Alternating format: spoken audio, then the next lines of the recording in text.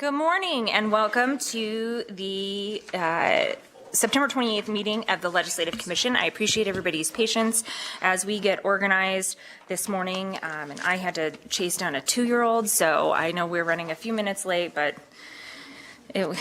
you'd be surprised how strong they can be. So good morning, everybody. Thank you for joining us. We will begin this morning's meeting with a roll call. We have 8 members who are attending here at the Grant Sawyer Building in Las Vegas, 2 members with us in Carson City, and 2 members who are attending virtually. So, Madam Secretary, I will turn it over to you. Will you please call the roll? Assemblywoman Backus? Present. Assemblyman DeLong? Present. Assemblyman Gray? Present. Assemblywoman Torres? Here. Assemblyman Watts? Here. Assemblyman Yeager? Here. Senator Daly? Here. Senator Hammond? Senator Hammond? Senator Krasner? Senator Krasner? Senator Scheibel? Here. Senator Stone? Chair Cannizzaro. Here. And please mark Senators Hammond and Krasner present when they join us. They should be attending virtually, so we'll make sure that we have them connected. We'll go over a few housekeeping items before we get started here. I'd like to ask anyone who plans on testifying today to please make sure that you state and spell your name for the record before testifying so that we have an accurate record of who has been before us. And if anybody here would like to receive a copy of the Commission's agendas, minutes, or reports, you may be added to the mailing list by following the links on the Legislature's website or by providing information to our staff. Contact information for staff is also listed on the Legislature's website. In addition, we accept written comments, which I know we have received several of, and those written comments, even during and after the meeting, may be emailed or mailed, of course, before, during, or after. And this information of where to send those written comments is also located on that website and listed on the agenda for this meeting. And we are happy to take any public comment via email or written comment as well. We will move on to item 2, which is on our agenda, which is public comment. And I'm sorry, before we get to item 2, there is one thing I did want to make a note of in case anybody is joining us for item number 7 on our agenda. We will be removing that, which is the amendment to rules and policies for the Legislative Council Bureau. We need to have some further discussions on that particular item before we would take any action. So if you are here for that item, we will not be entertaining that later today. So item number 2 on our agenda is public comment. The public comment that we will be accepting at this time is from persons who are present here in Las Vegas with us, and then from those in the Legislative Building in Carson City, and then from persons who are wishing to provide public comments by phone. If you prefer to wait and speak until later in the meeting, we will have a second period of public comment at the end of the meeting. Please remember that comments will be limited to not more than 2 minutes per person. If you have additional comments that exceed the 2 minutes that you are allotted for your public comment today, you can always submit those additional comments in writing. If there are people in our audience in Las Vegas who wish to provide public comment on any of the items that are on our agenda today, now is the time to do that. We're going to start here in Las Vegas, and then similarly we'll kind of go back and forth between here and Carson City, and then we'll go to the phones, but we'll take public comment in person first. If you are here in Las Vegas, we have 3 chairs up here at the dais. Please feel free to step up and fill those. If you are in Carson City, you can fill the chairs at the dais there, and we will begin our public comment period. Before you speak, make sure that you identify yourself for the record every time you speak, and ensure that you sign in on the clipboard by the door before you leave if you have not already, so that we have your contact information if we should have to contact you, and make sure that we have a clear record. And so we will start here in Las Vegas. I don't have anybody at these chairs, so if you want to provide, I see maybe some movement in the audience. If you want to provide public comment, please come on up, and these 3 chairs up here, we will let you fill those chairs. Is there anyone filling the chairs up in Carson City? I think I see a few folks. Great. So we'll start here in Las Vegas. Feel free, any one of those chairs. And then that microphone that's right in front of you, you'll want to hit, there should be a speak or a microphone button up there. And we'll go 1, 2, 3. Okay. And so make sure you identify yourself and state and spell your name for the record, and then you can go ahead and begin. And again, we will be checking for 2 minutes each speaker. Please go ahead when you're ready.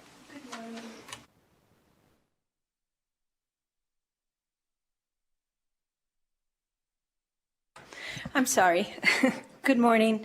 I'm Ginny Okawa, a resident of Pahrump, Nevada, and I've been a poll worker since 2020. I was also a hand count observer in Nye County during the 2022 midterm elections, and I'm here to oppose the hand count regulation R 200-22. I can't begin to express my extreme disappointment that this ridiculous and totally uncalled for exercise was not outlawed after the last fiasco that we witnessed in 2022. Our Nye County clerk is an admitted election denier and has previously promoted the conspiracy movie 2000 Mules, which falsely claims to prove voter fraud, claims that have been disproven in court over and over and over again. I was also an observer at the Valley Electric Convention Center in Pahrump for 4 days. During that time, I witnessed much confusion and chaos, as well as candidate Jim Marchant in attendance taking pictures and videos, which I don't believe is allowed. I even had several people walking back and forth in front of me, strutting even, their guns very visible and giving me looks as if trying to intimidate me. Our county commissioners have declared Nye County a Second Amendment sanctuary county, so guns are allowed just about everywhere. Yes, they're even allowed at the polls.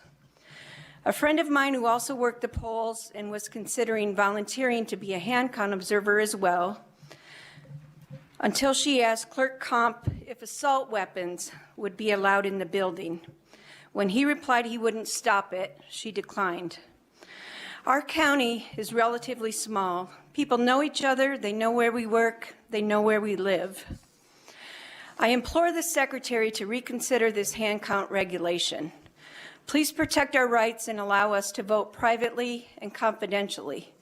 At the very least, please include the proposed ACLU amendment, which allows voters to opt out of having their ballots hand counted by people who are volunteers and have not been properly vetted. I fear that people will not vote in Nye County in this very polarized political environment. And if you could go ahead and wrap up, because we're right at the 2 minutes. Okay, I'm sorry. No, you're okay. Thank you for your time and consideration. Great, thank you. Please go ahead.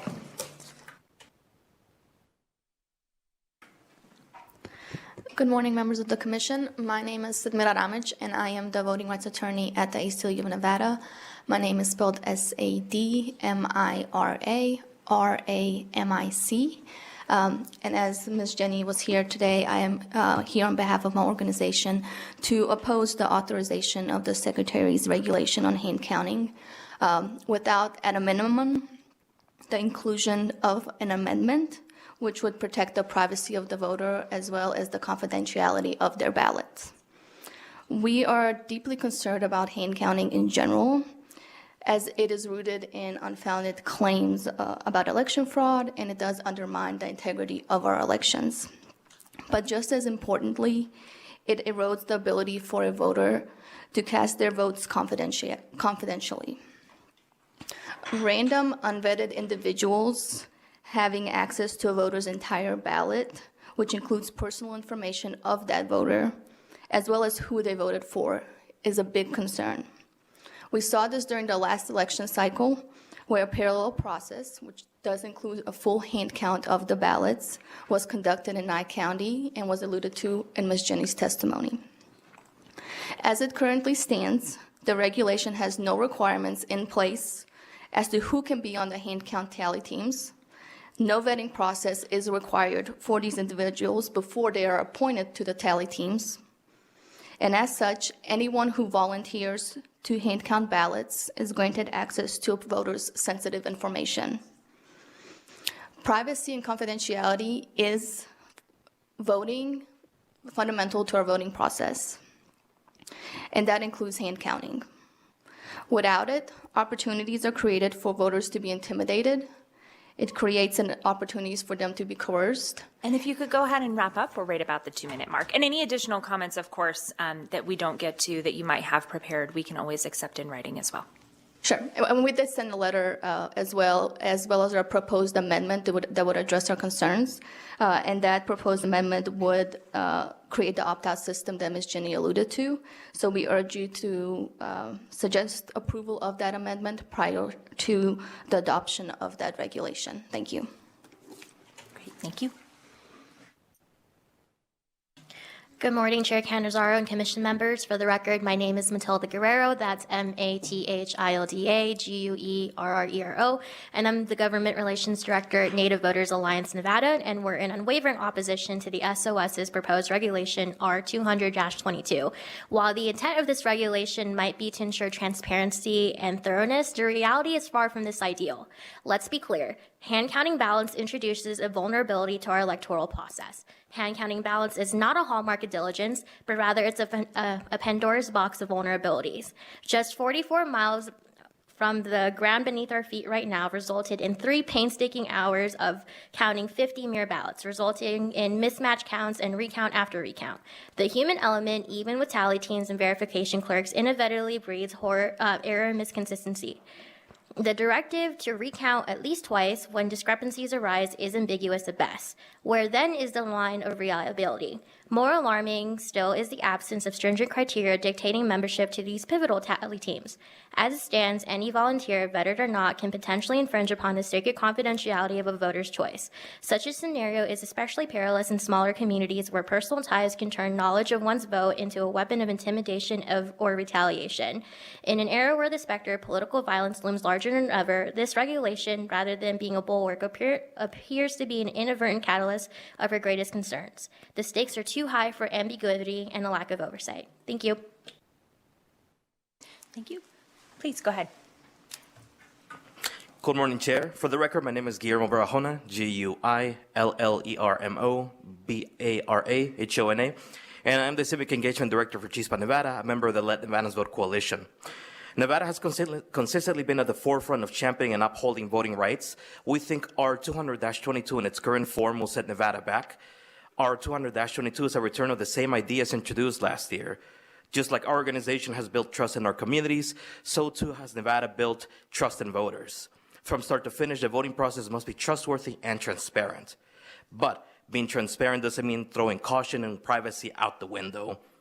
When voters have the assurance that their votes are cast in secret without fear of reprisal and judgment, they are more likely to participate in the democratic process.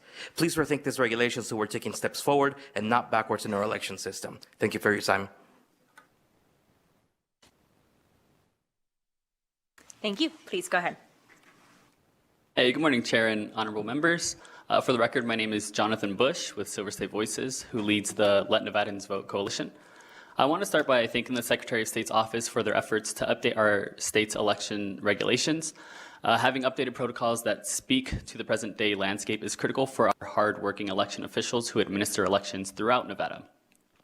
Conducting hand counting in lieu of electronic tabulation is not only labor-intensive, but is also much more susceptible to human error. We are also concerned that in the hand counting method, the right to a confidential and secret ballot may not be fully realized if unvetted individuals are reviewing ballots. To that end, we respectfully request that this body consider adopting additional language to implement stronger guardrails to protect voters' privacy and continue upholding the integrity of our elections. Thank you. Great. Thank you. Hello, how y'all doing? My name is Pastor Marlon Anderson, and I am here on behalf of Faith Organizing Alliance, and we just simply want to say that we are in opposition of this, and we just simply want to secure and protect the ballots. Thank you. Good morning, Chair and members of the Commission. My name is Cassie Charles, and I'm the Campaign Director with the Progressive Leadership Alliance of Nevada. I would like to echo the statements of those before me in opposition to the Secretary of State's new proposed regulation. Hand counting ballots places the fate of our democracy squarely in the hands of human error. And transition to hand counting will require more people power, resources, time, all of which will strain the election workers' resources.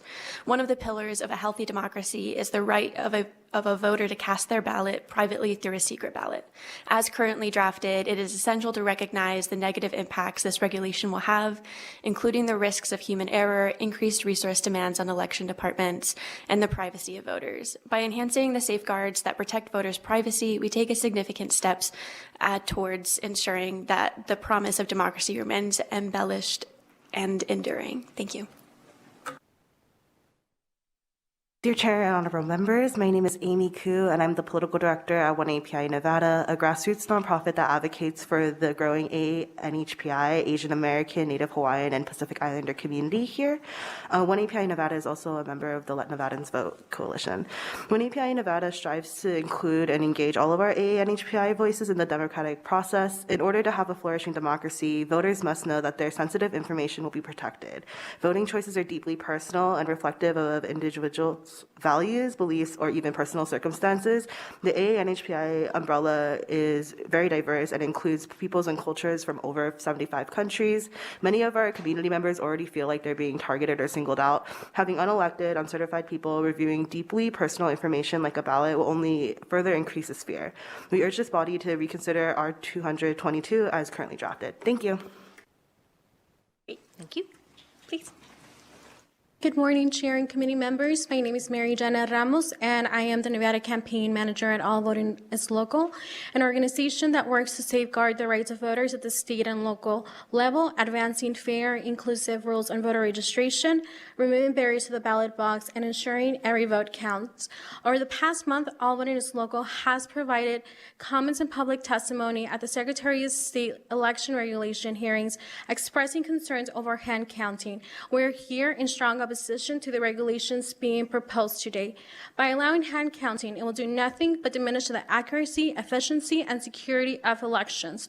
Unfortunately, a growing number of Nevada counties have considered adopting hand counting procedures for ballots due to the spread of disinformation about the unreliability of election machines and conspiracy theories about election fraud. But worth noting is that there is strong evidence rebutting these claims. Election experts have warned that hand counting may not only lead to a less accurate count. This method has proven to be more prone to error than machine counting, but overall it is time-consuming and an expensive process. There's also no sufficient evidence that these regulations will ensure an accurate and timely count, besides requiring counties to submit a contingency plan. It is no secret that hand counting goes against best practices and the recommendations of election experts. Once again, I am here to urge you to vote down these hand counting regulations. Thank you for your time and your consideration. Thanks. Good morning, Chair Canizaro and members of the Commission. My name is Tar Hasibullah, first name spelled A-T-H-A-R, last name H-A-S-E-E-B-U-L-L-A-H. I serve as the Executive Director for the American Civil Liberties Union of Nevada. I won't reiterate any of the points that were already made about the potential dangers in our opposition to hand counting. I think that's been well documented pretty consistently. But a couple of things I do want you to consider. First and foremost, I have already heard, and I'll say this on the record, I've heard from Democratic voters in Nye County that they will not vote in the next election if a parallel process or a hand count exists and their vote is subject to a review by a random and unvetted person. That has a terrible chilling consequence on the ability for voters in some of these counties to be able to engage. We issued a proposal to the Secretary of State for an amendment that would allow individuals to opt out of that system. That amendment was not accepted. I believe the Secretary operates in good faith and did so in that regard as well. I also know they have unique challenges. Our proposal would be to table that specific revision, do not approve it today, because in effect, what that will do is will allow for hand counting and parallel processes to move forward. And I'd encourage a couple members of the commission to help try to facilitate some of these conversations. The chilling impact on votes will have dire consequences in this election, including the reality that there is a fear of political violence and retaliation for how votes are cast. I also recognize the Secretary's office may say there's a privacy consideration, or it may lead to individuals saying they want to opt out of tabulation. Tabulation does not pose the same privacy considerations. Perhaps for those that don't believe in the accuracy of tabulation, that's a separate argument, but privacy is not the same. For those that are also on this committee that may not want anything besides a hand count, my encouragement to those individuals would be to allow for a system for an individual who does not want to be subject to this hand count to simply inform a clerk that they don't want their ballot hand counted, they want to protect their privacy, and allow for individual privacy to carry the day. This is going to come back up, of course, during the course of the next year, but approving this regulation today will have a dire impact, so we're asking you to table it and help facilitate the next conversation. Thanks very much. Okay, we'll go one more here in Las Vegas, and then we're going to go up to Carson City. And if there is anybody else in Las Vegas who wants to give public comment, you can take these chairs. We'll do one here, and then Carson, and then we'll come back here. Thank you, Chair. Marcos Lopez, for the record, Nevada Policy. I've come here for a different matter just to bring to the attention. We have two loopholes right now in NRS that are in violation of Tyler versus Hennepin County, which is was ruled 9-0 on May 25th, 2023. This Supreme Court ruling ruled that the government can't collect more than what is owed in back taxes when it seizes a property due to tax delinquency.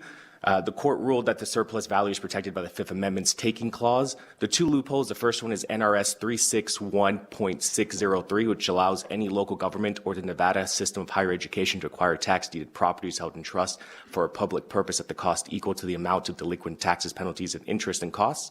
And the second loophole exists in NRS 361.604, which allows any Indian tribe to acquire tax-delinquent property with an expired redemption period held in trust by a county treasurer if it exists on Indian land without consideration. The Pacific Legal Foundation, who litigated Tyler v. Hennepin County, believes any property owners who are deprived of their excess equity under NRS 361.603 and NRS 361.604 would have a takings claim against the government for damages. Nevada Policy respectfully asks the legislature to close these loopholes and to protect both property owner and Nevada taxpayers. Thank you. Great, thank you. And I lied because we've got two more who joined us here. So we'll do these two. We'll go to Carson, and then we'll take any additional public comment here in person, and then in Carson, and then we'll go to the phones. Good morning, Chair and members of the Legislative Commission. My name is Virginia Valentine, and I'm here today on behalf of the Nevada Resort Association to speak in support of regulation R029-23, which adds clarifications to AB 398. As amended, this will add additional clarity to make it define what is included and what is not included, and so we're very appreciative of the amendment and here to speak in support. Thank you.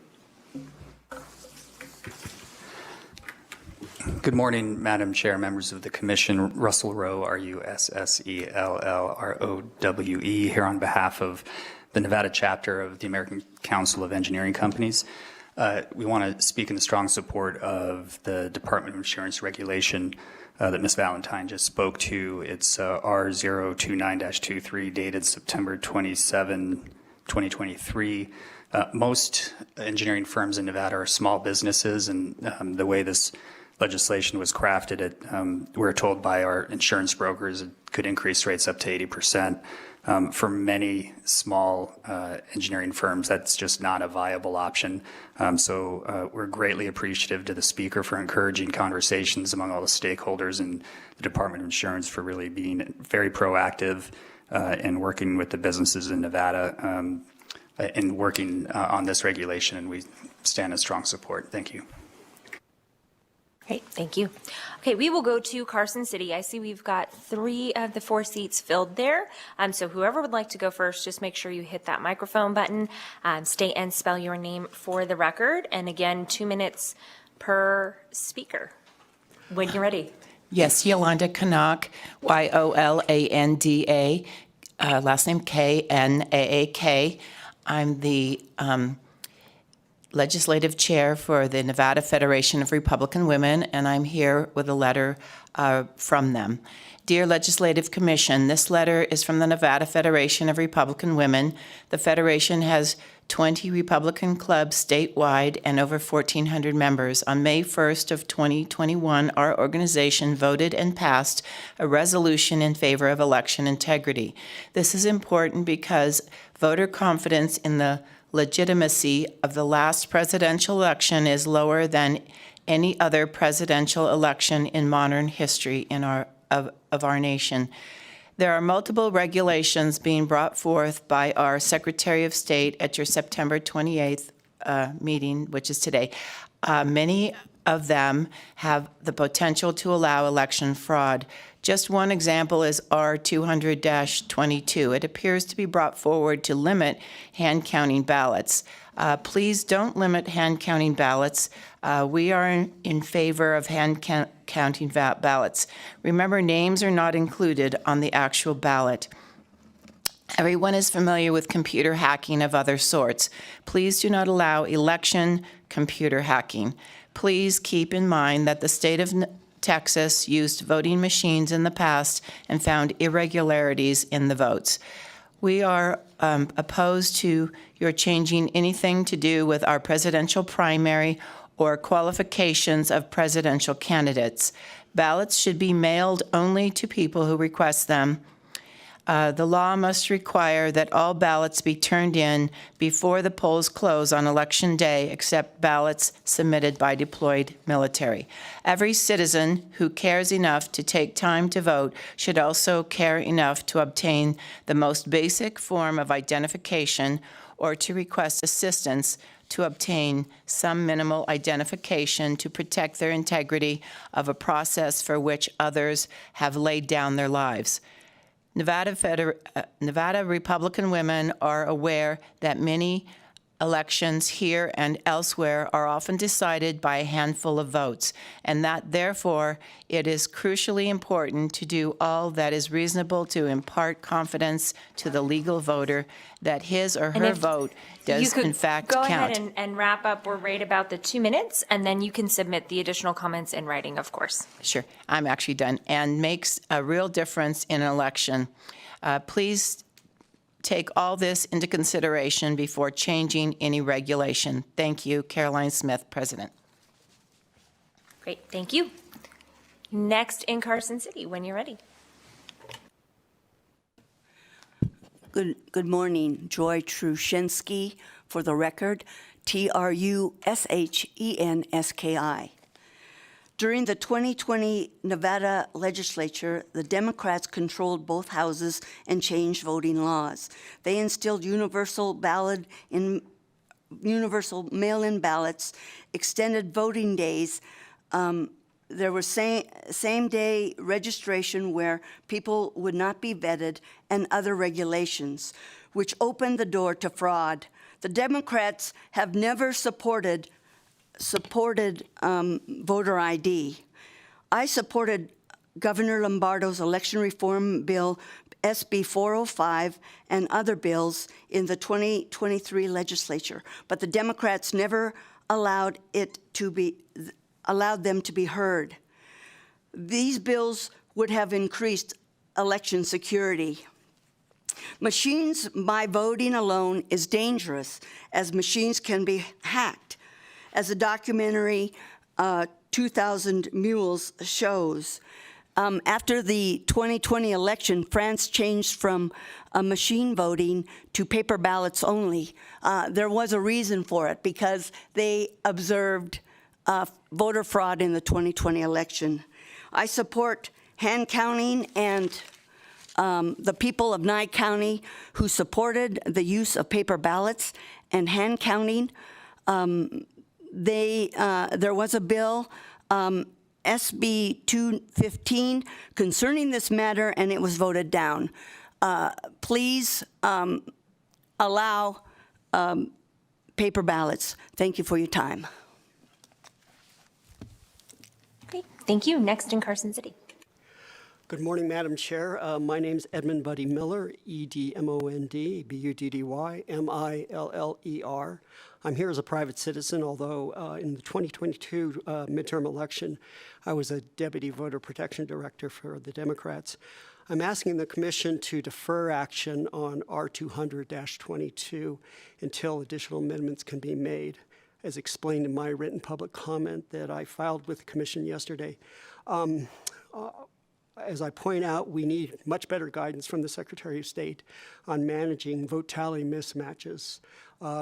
We also need better disclosures from the county and city clerks in their 90-day plans on hiring and training standards for the tally teams and also for how to monitoring their ongoing performance.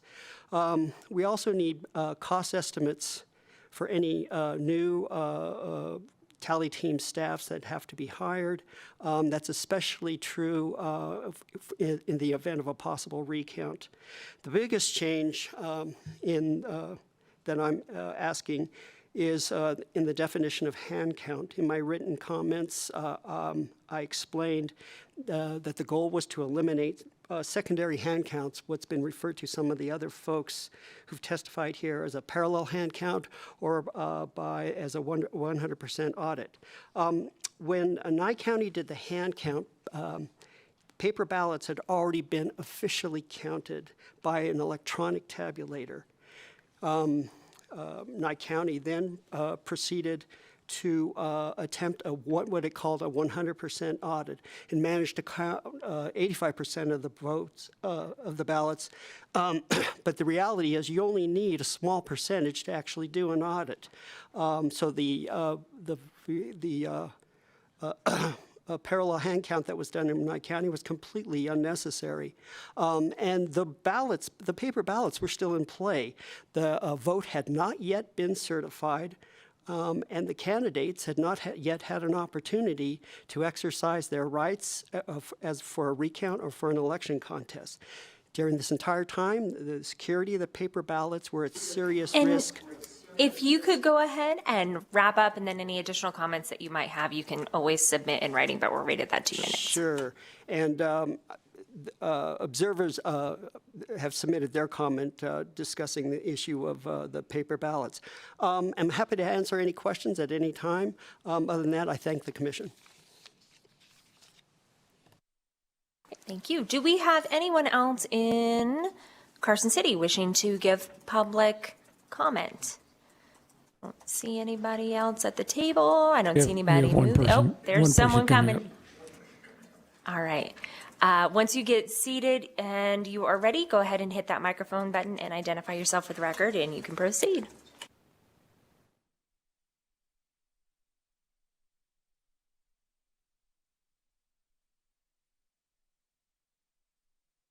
Is that me? I'm sorry. I'm having trouble hearing. Yes. You're good. You're Barbara good. Jones for the record. BARBARAJONES.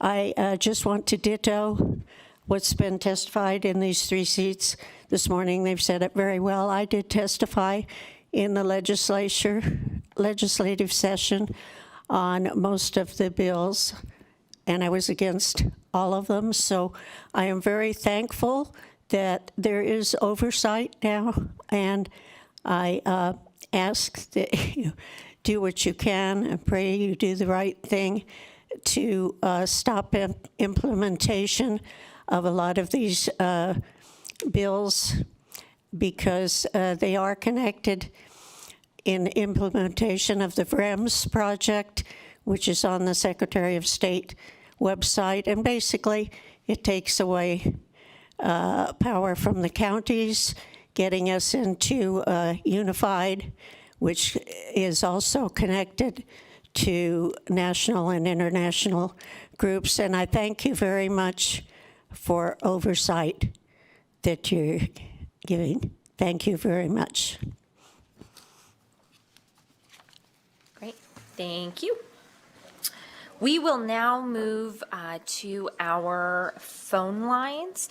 BPS, if you could connect us with any callers who are wishing to give public comment via phone, we will still be monitoring for that 2-minute mark. And of course, any additional comments you might have above the 2 minutes can always be submitted in writing. And so I will turn it over to our BPS. Thank you, Chair. To provide public comment, please press *9 to take your place in the queue. Again, please press *9 to take your place in the queue.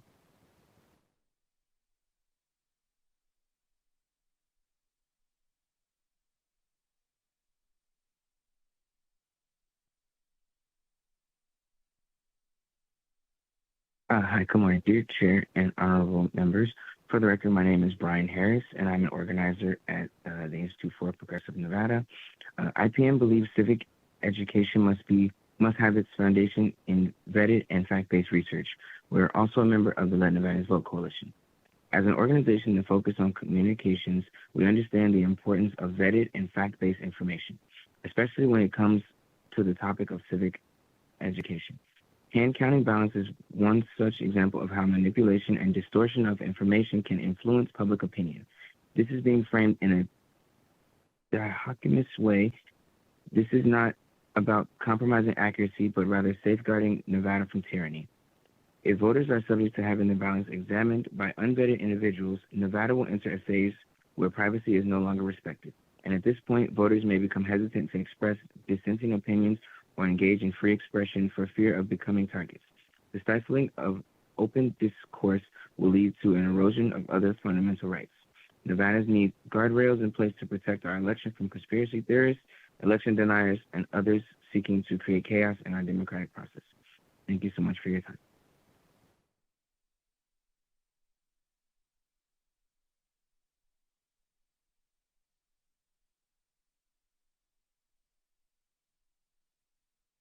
Good morning, Chair Carnazario and members of the Commission. My name is Jen Howell, Jenhowell, and I'm representing the 2021 and 2022 Governor's Task Force on HIV Modernization, as well as the Northern Nevada Public Health, to support Regulation R002-22. Offering HIV and STI testing within primary care, women's health services, and emergency departments not only normalizes sexual health conversations with providers, but also creates opportunities for earlier intervention of infections and prevention interventions. Healthcare providers are important touch points to the healthcare system, and often patients rely on providers to suggest which screenings would be important for their health. Sexual health is a part of overall health and wellness, yet providers often miss opportunities to open conversations with parents or with patients regarding sexual health. Also, emergency departments are sometimes the only access point to healthcare that an individual has for any services, as they were without a medical home. Nevada is experiencing rising STI cases, including congenital syphilis, as well as being fifth in the nation for new HIV diagnoses. Many new HIV diagnoses in Nevada have already progressed to advanced HIV disease or AIDS, and a person is very ill when they are diagnosed. This is costly for the healthcare system and the community. With direct medical costs for STIs reaching $16 billion in the U.S., awareness and early intervention and prevention are critical. Passage of these regulations support individual health and wellness as well as overall preventative community health through increased access to sexual health services. Thank you.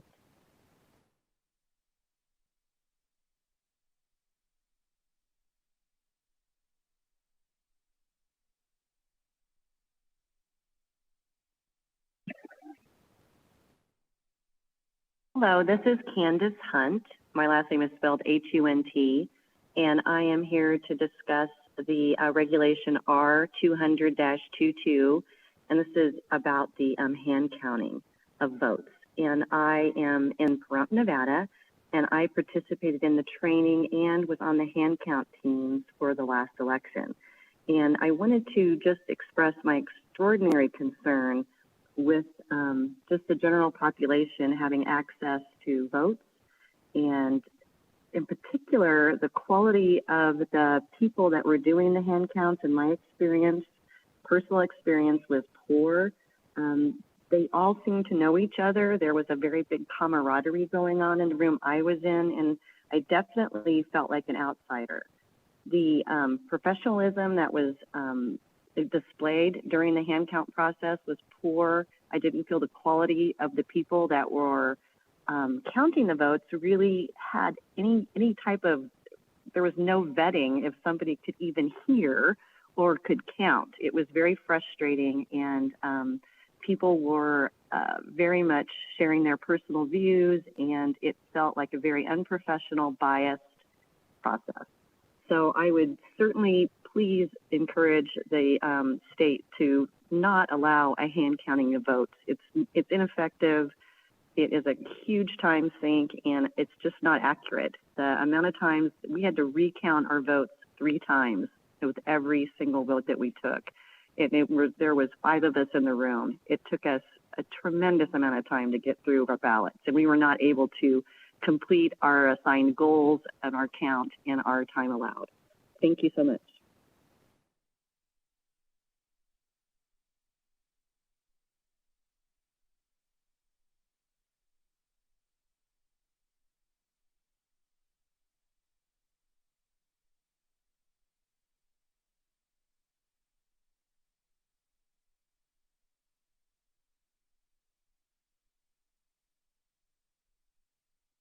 Good morning. My name is Ellen Gifford, and I'm addressing Regulation R014-23P.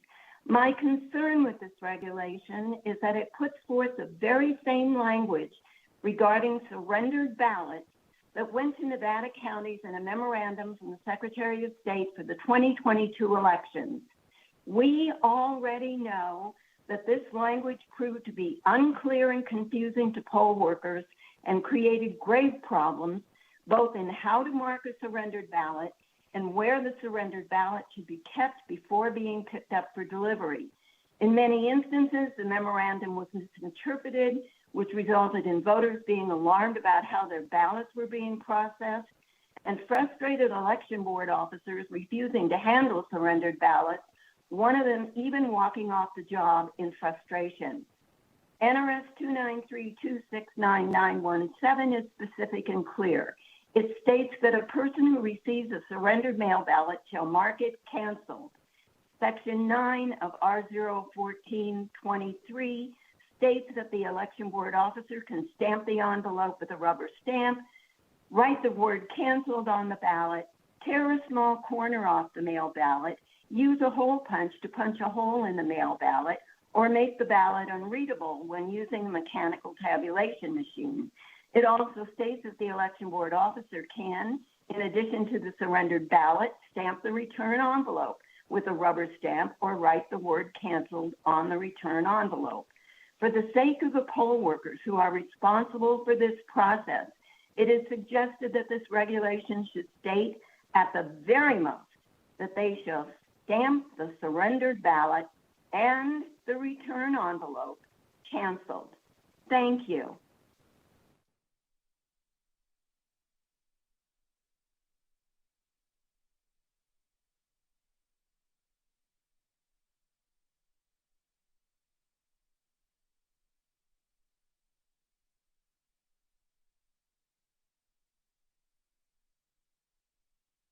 Caller, you're unmuted. Please go ahead. Good morning, Nichelle Hull for the record, NICHELLEHULL. So I'm just wanting everybody to pause for a moment and contemplate why members of this body would take the lead and devise a so-called set of policies that are just aimed at moving against long accepted and used safety mechanisms for our safe elections. Why would Democrats want to take the lead and take away the ability for us to ensure an accurate count of the vote if the machines go down or the machines are tampered with or they're manipulated? Why would Democrats want to take the lead and put forth these numerous legislative items that are clearly attempting to remove human beings completely out of the equation of verifying the accuracy of the count? And as to the comment that an earlier lobbyist made, Nevada has not been building trust with the voters. Okay? Nevada has been blocking evidence of algorithm manipulation in our state courts and in our register of voters at the county level here in Washoe County. We have judges at the state court who are unwilling to do their job, unwilling to even hear a case, unwilling to even examine evidence of algorithm tampering in the machines. Why is that? Washoe County Register of Voters obscures the witnessing of the voting machine area. The tabulation process is placed 30 feet at least away from election, witnesses, the folks that go and view the process. So it's made darn near impossible to actually view what's happening. And as far as all these young people who were And you're on right at you're right at the 2-minute mark. So if you could go ahead and wrap up and then submit any additional comments that you have in writing. Surely. Folks that are used to machines don't remember when there weren't machines, when things were accomplished in one day as opposed to 4 weeks. Thank you so much.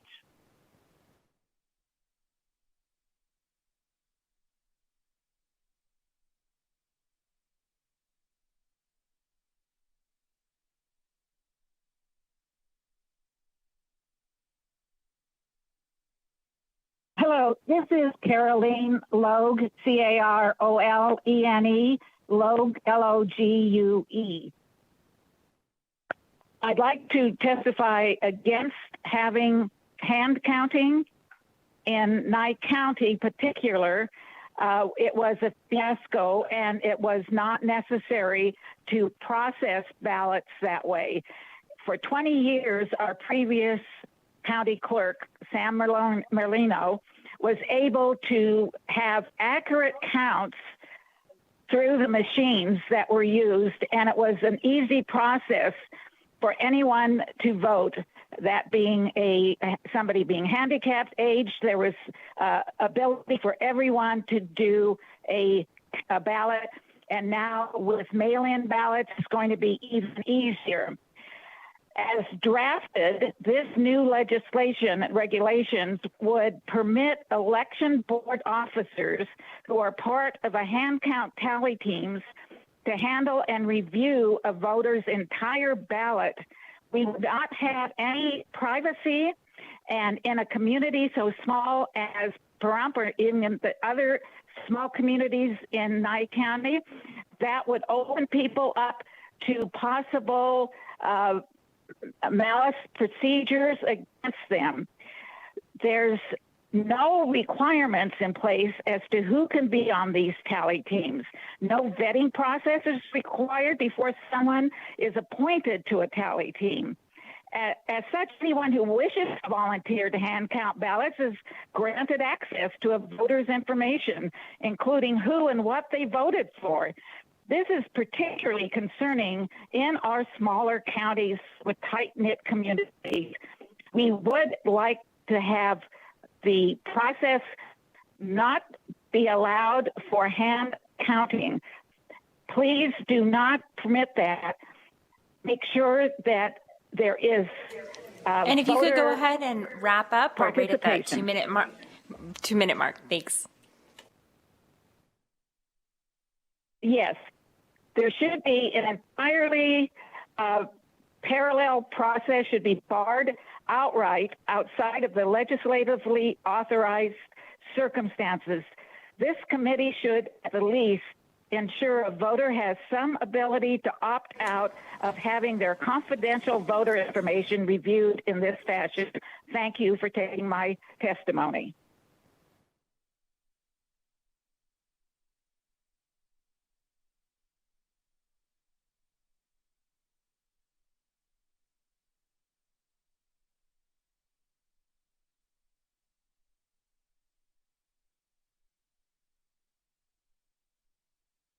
Caller, please press *6 to unmute on your end. Caller with the last 3 digits 972. Please press *6 to unmute yourself. Hi, my name is Jill Hubbard, JILLHUBBARD. I live in Henderson, Nevada, and I'm calling today to oppose the changes that you are making for our voting. Anybody who says they don't want somebody to see their ballot that has no name on it or read their signature must be trying to cheat. So I think in the interest of safety, we go back to pre-COVID voting measures. That means throw out all this massive mailing of votes and go ahead and go back to pre-COVID measures. When I tried to vote in the 2020 election, she refused. She said my signature wasn't right 3 times. I asked if I could show her my ID. She said no. I finally did get it right and was able to vote, but I'm not really sure why we're going by a signature on a little tiny machine instead of my ID card. So I am hoping that Nevada goes to showing an ID card, voting in person, and making sure that everyone is qualified to vote. I don't care who looks at my ballot, and I don't care if my name's on it, because I want my ballot to be counted. I don't want fake people and fake names being able to vote in our state. It is very important that we understand that people have the right to vote and that it will be counted and it will be good. Election integrity is a very good project, and I hope more people sign up to be trained by it, because we need to make sure our elections are secure, especially while 15 million foreigners are coming across our border very quickly. Thank you very much.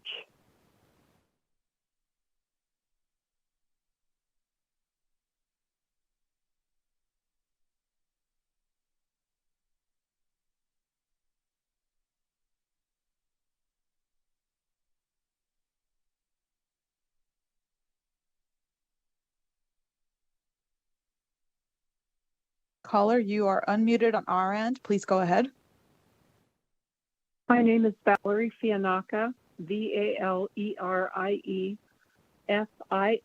FIANNACA. I'd like to make a couple corrections. We're not a democracy, but a republic. And the Pandora's box in this whole equation is the machines. There's no way to audit them. After reading these regulations, I believe lawyers and state employees need justification to stay employed. My husband was an exploration geologist, heading up a very large group in Canada, Western US, and Mexico. We are now self-employed for 30 plus years in Nevada. His comment after reading this regulation was not repeatable in this setting. Needless to say, our worst in the nation elections will not be made better by these rules, just more complex. Since we are stuck with the all mail-out ballot, it should be one-day voting in person with small precincts, hand count in the precincts with secure transport of ballots, and count totals to the ROV. 70% of our population does not trust the veracity of our elections. Return what we own to we the people and restore trust in our elections. It's the only way. The machines are not verifiable. We can't audit them. There's no way to see their internal workings. We must return to respect for our elections on the part of all of us, Democrat, Republican, Independents. It's the only way. Thank you.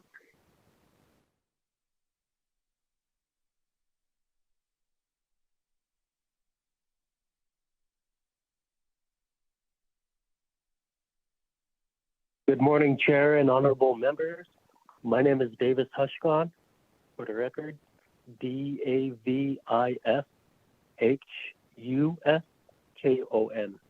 I am the office coordinator at the Las Vegas Indian Center. The Las Vegas Indian Center promotes the rich culture of Native Americans and to provide services that improve the social and economic self-sufficiency of the diverse populations living in the greater Las Vegas area. Additionally, the Las Vegas Indian Center is a member of the Let Nevadans Vote Coalition.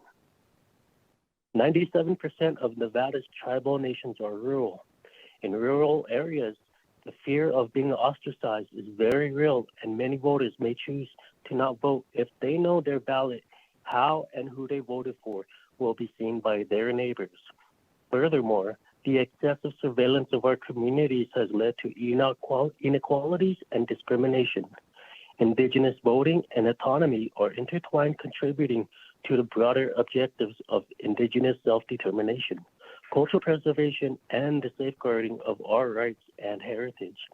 Native voters already face barriers to cast a ballot. Allowing unverified individuals to see their ballots will lead to further suppression. I urge this commission to revisit this regulation so it does not have unintended and chilling impact on Nevada's tribal nations. Such dedication to improvement demonstrates a profound respect for the original inhabitants of this land. Thank you.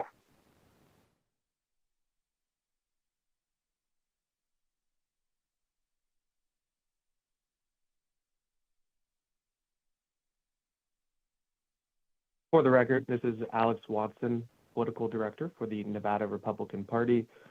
Members of the NVGOP previously weighed in with their concerns regarding the proposed language relating to these regulations, and unfortunately, it does not appear that many of our proposed changes were implemented by the NVSOS. As such, the NVGOP would like to reiterate its concerns and proposals for changes to R008, R009, R011, R012, R013, and R014, as outlined in our written testimony that we had submitted, and would request that the proposed amendments not be adopted without modification to ensure regulations in Nevada meet a free and fair election criteria within the constraints of Nevada law. The most blatant areas of concerns include R011, which would remove chain of custody safeguards on mail-in ballots and add restrictions to poll watchers. R012, which eliminates the basic chain of custody requirements for tracking ballots and mechanical voting devices.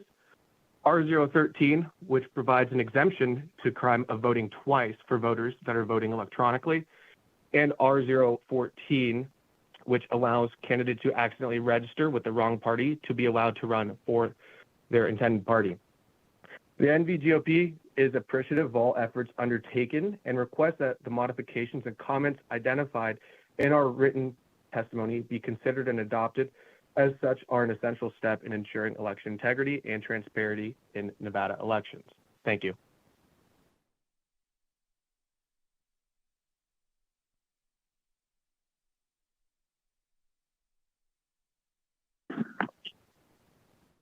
Good morning. This is Tracy Thomas, TRACEY THOMAS. And as a 20-year election employee of Washoe County, I would just like to clarify some disinformation that some previous speakers are pushing out there. Volunteers performing hand counts are vetted and hired employees of the county, just like any other election employee. So the speakers against hand counts exhibit their lack of knowledge of them when they don't even understand the purpose of this meeting and these regulations. It is not creating new laws.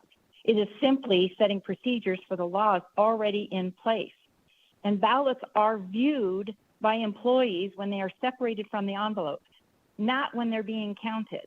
When they're counted, there is no identifying information on that ballot that would link it back to a voter. So whoever's counting it isn't going to know, oh, this person voted for this and this. No, they don't know any of that. There's no name or anything like that on the ballot for anybody to know that. So I would just like people to maybe educate themselves before they make some of these outlandish statements. Thank you.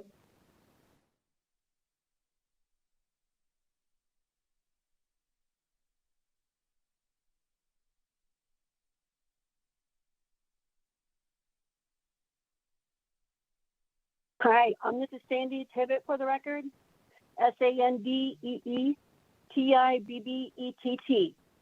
And I want to state I agree with Nichelle Hall, Valerie Fiannaca, Tracy Thomas, and everyone else who has spoke with discernment and common sense. I'm removing basic chain of custody requirements, adding restrictions to poll watchers, providing exemptions to voters who break the law by voting twice electronically, eliminating the requirement to include a unique identification number for each ballot ordered by and issued to a registered voter with a disability. These are a sample of how they want to upgrade the rigging to our election. It is completely transparent the corrupt people want to implement these proposed changes to streamline the cheating process. It is common knowledge that the counting of ballots being centralized with a handful of people to oversee it is a form of control and a means to cheat. As stated before, ballots do not contain any identified voter information on them, only the envelope. The envelope is separated from the ballot. So there is no way to track who voted for what or who. That is a hollow argument. Privacy is a hollow argument. I would love to be able to see my ballot, but I can't. Why is that? These proposed changes are clearly written to enhance the level of cheating to another extreme because it is known if they don't, they will lose the next election and all the corruption will be exposed. These are desperate political criminals who are frantic to remain in control to keep their criminal activities hidden. I oppose the proposed changes to our election process outlined here today and demand our election process go back to the basics, please. It's been done before and it can be done again. Voter ID with paper ballots casted and counted at the precinct level all on the same day. It can be done. Simple, transparent, and the avenue to build trust in our election process. Please oppose these changes. Vote them down. And for the record, I will be participating in the caucus and not in the meaningless state-mandated primary. Thank you.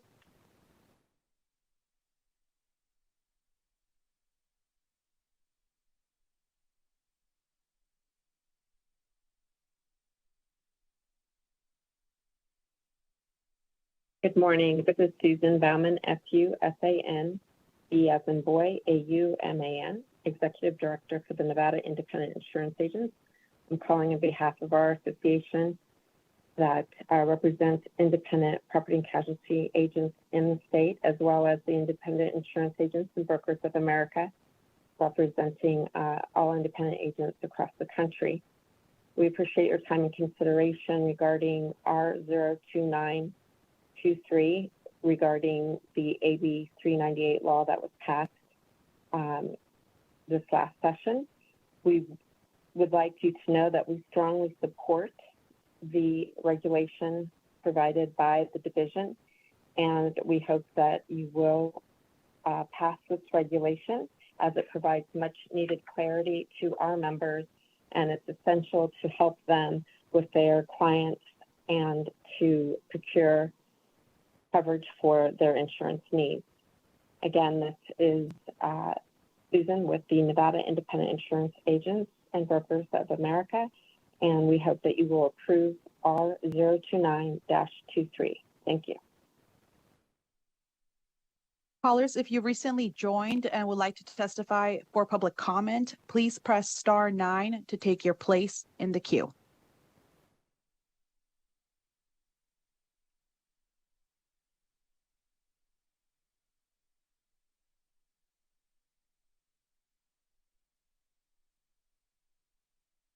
Hello, this is Mark Kampf, M-A-R-K-K-A-M-P-F.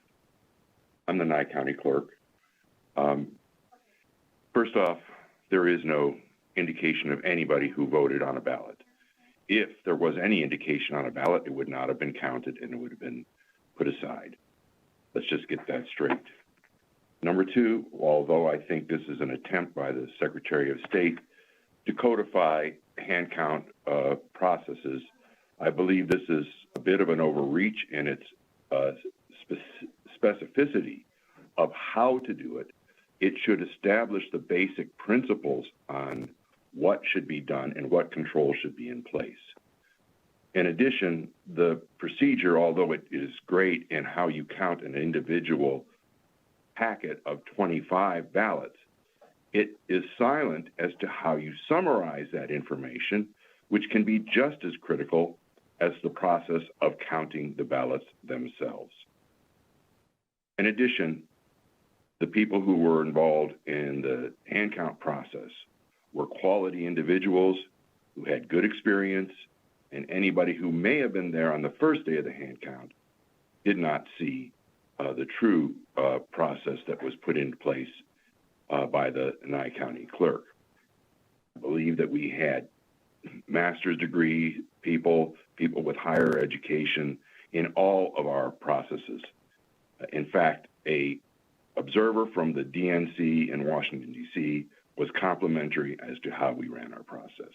However, I do believe that this hand count process is a bit of overreach, especially when it talks about that you need to wear gloves and you have to have short sleeve shirts to handle a ballot, where there are millions of ballots being handled by election workers who have access to pens and pencils and all kinds of ability to implement and modify a ballot. So I believe this singles out any of the people that are working on the hand count. That's all I have to say. Thank you.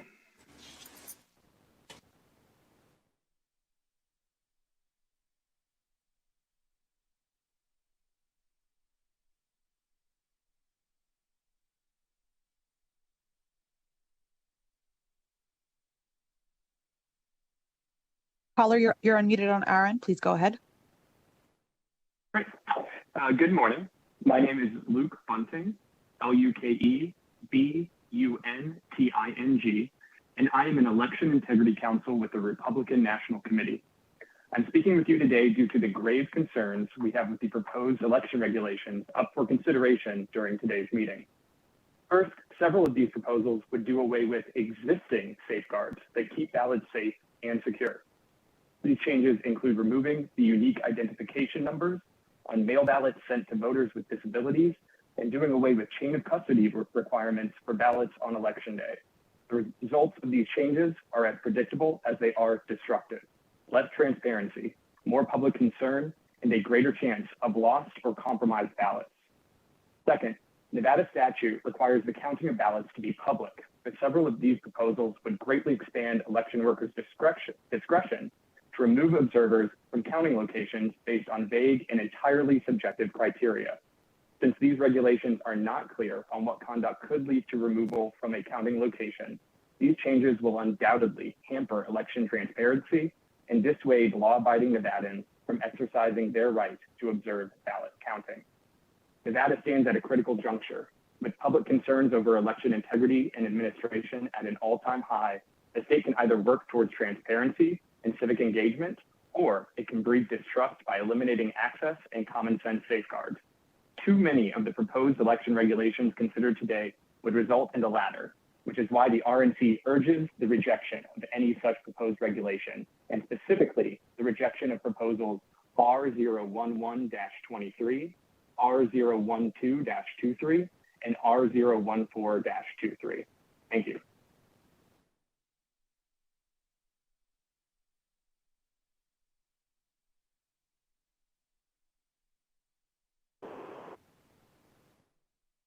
Good afternoon, Chair and Committee. My name is Jim DeGraffenreid. I am Nevada's Republican National Committee man, calling in opposition to the election regulations that were enumerated by Mr. Watson earlier and by the prior caller on behalf of the RNC. We have submitted detailed written information to our council and to Republican National Committee Council, which I hope the members of the committee will review prior to taking action on these regulations. In addition, we have had over 376 individuals submit over 1,100 comments on these regulations, pointing out issues with the lack of transparency and lowering the integrity of our elections. And we would hope that the members of the committee would review that information as well. Thank you for your service today, and have a good day. Chair, the public line is open and working, but we have no additional callers at this time. Great. I believe we had one more person join us, and if they're still at the dais in Carson City, or at the hearing table, I think there was one more person in person who had joined us at some point. Yep. So we'll take your public comment in Carson City, and that'll be our last public comment at this time. We, of course, have a second period of public comment at the end of the meeting. So for those of you who didn't get to join us for public comment at this juncture, we will be taking a second period of public comment, but I think we went through everyone who was here in person, and Carson in person, and who was with us on the phones at this point.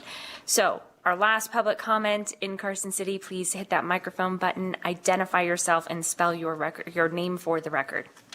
Thank you very much. My name is Susan Rue, R-U-C-H, for the record. I'm just making my own closing comments on the election process. Since 2020 election, many voters have deep concerns about universal mail-in ballots and electronic voting equipment. We must return to in-person voting, demand voter ID, and discontinue all mail-in ballots. We must move away from electronic voting equipment. In 1976, France banned all mail-in ballots due to massive amount of fraud that occurred in Corsica, where postal ballots were stolen or bought, and voters cast votes multiple times. Mail-in ballots were used to cast the votes of dead people, which sounds very familiar. In 1991, Mexico's election mandated voter ID and banned absentee ballots. Leading up to that year, the Revolutionary Party used mail-in ballots as a method of fraud and also intimidation to win elections. In 2006, absentee ballots were allowed again, but only for those living abroad and who requested a ballot 6 months in advance. Among 27 countries in the European Union, 63% ban mail-in ballots unless living abroad. 22% require a photo ID to obtain this mail-in ballot. 22% ban the practice even for those who live abroad. There are 16 countries in the rest of Europe that have even more restrictive voter laws. Every single one bans mail-in ballot voting for those living in the country, and all require voter ID. 63% don't allow mail-in ballots even for citizens who live outside of the country. But the important part, everyone requires voter ID. Japan and Poland have limited mail-in ballot voting certificates for those who have severe health issues. Canada has a specific voter ID document. And we are right at that 2 minutes, so if you could go ahead and wrap up, and those additional comments you have in writing, we're always happy to take those in writing. I will be happy to. The Heritage Foundation has rated us 50th in the world, or in the country rather, for the most corrupt elections. Governor Lombardo had a bill that you wouldn't even give a hearing to, and that would have started to bring us back to some kind of normalcy and hopefully more trust in our election process. So please fix our election process and let's move away from all of this chaos that you're causing. Thank you very much. Thank you. And that will conclude our item number 2 on our agenda, which is our first period of public comment. The next item on our agenda for committee members and possible action is item number 3. That is the approval of our minutes. Committee members, you will have found in your packet the draft minutes for the August 21st, 2023 Legislative Commission meeting. These draft minutes are also available on our legislature's website for anybody who is joining us virtually. And so I know everybody has received previous copies of this and has this in front of them to take a look at. At this point in time, is there any discussion on these minutes? And I am not seeing any discussion on the minutes. At this time, I would accept a motion to approve the minutes of the Legislative Commission meeting that was held on August 21st, 2023. I have a motion from Speaker Yeager and a second from Assemblyman Watts. Any discussion on the motion?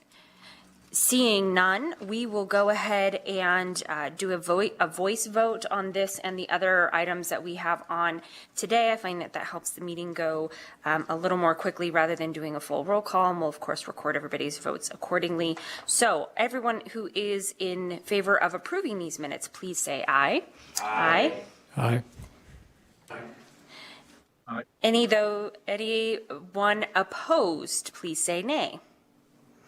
And the motion carries unanimously. The minutes for the August 21st, 2023 Legislative Commission meeting are approved. That brings us to the next item on our agenda. It is item number 4, which is the review of administrative regulations. We are especially lucky to be joined here in Las Vegas by our new legislative counsel, Asher Killian, who is with us to assist with this particular item. Members of the committee, you will note that there are 15 regulations for consideration under item 4 today.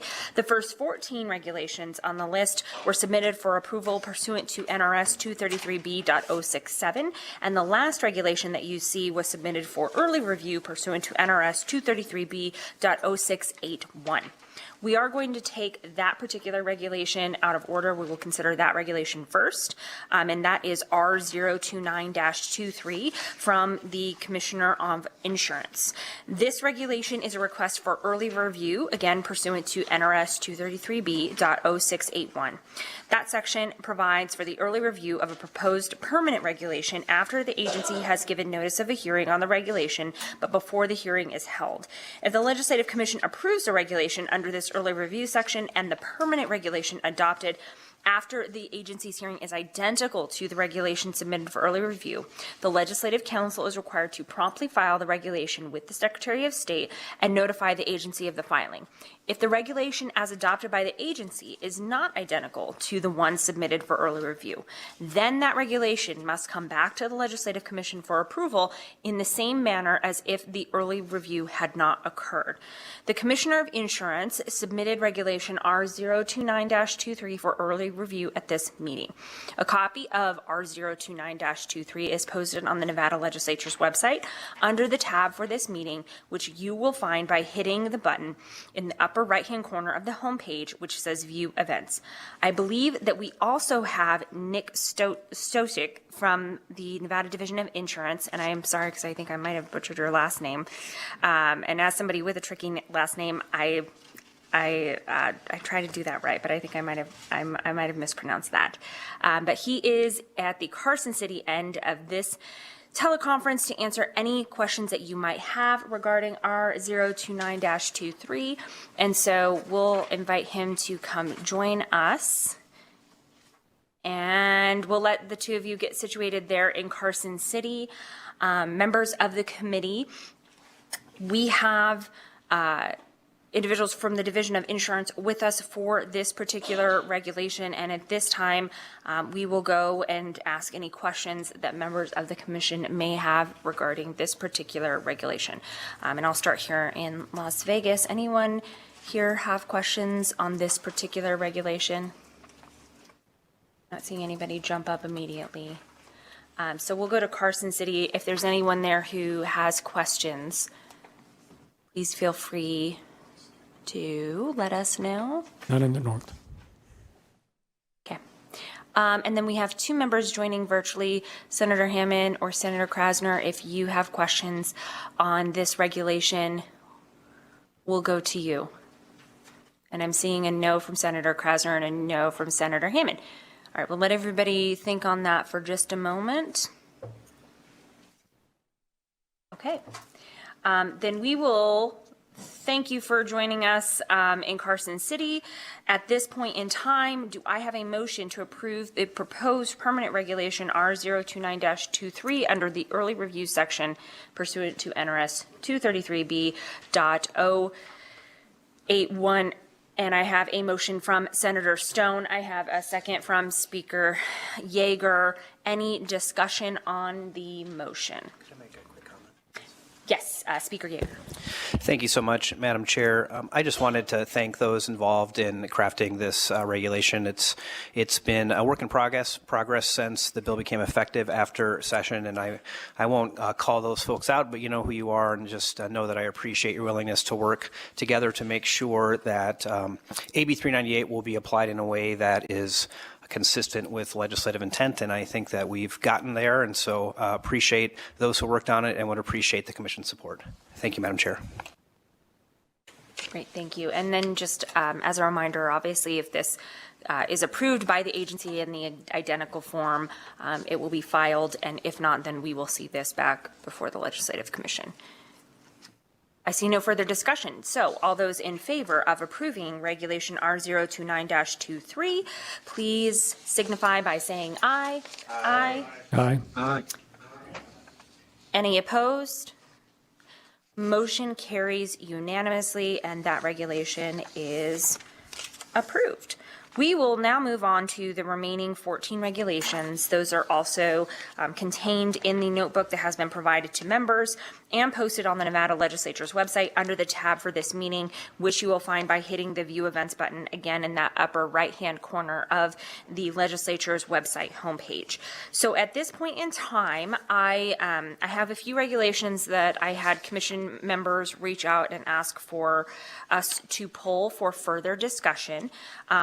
What my plan to do is to take these sort of in order. So we'll deal with the Secretary of State regulations at the end, but we'll do that as one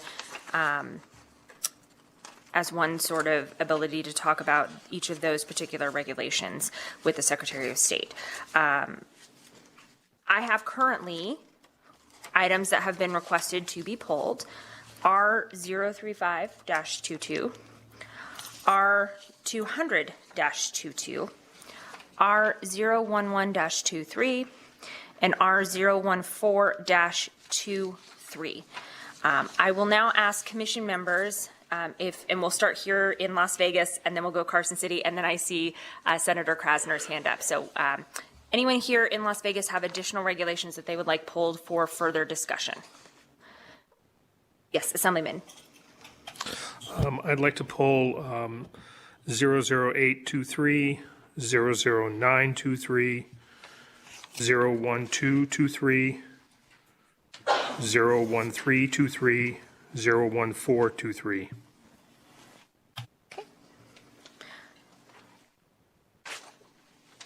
So I've added R008-23, R009-23, R012-23, and R013-23. Any additional? I don't see anybody else here in Las Vegas. We'll go Carson City. Are there additional regulations that any members attending in Carson City would like to have pulled for further discussion? No. Okay. Senator Krasner, we'll go to you next. Thank you, Madam Chair. Thank you, Madam Chair. I have several. R200-22A, R200-22S, R200-22B, R008-23A, R008-23S, R008-23B, R009-23A, R009-23S, R009-23B, R011-23A, R011-23S, R011-23B, R012-23A, R012-23S, R012-23B, R013-23A, R013-23S, R013-23B, R014-23A, R014-23S, R014-23B, and R010-23. Thank you. Okay, so I think the only addition that I heard was R01023. So we will go ahead and pull that one as well for the Secretary of State. Senator Hammond, do you have any addition? I needed to, sorry. I apologize, Madam Chair.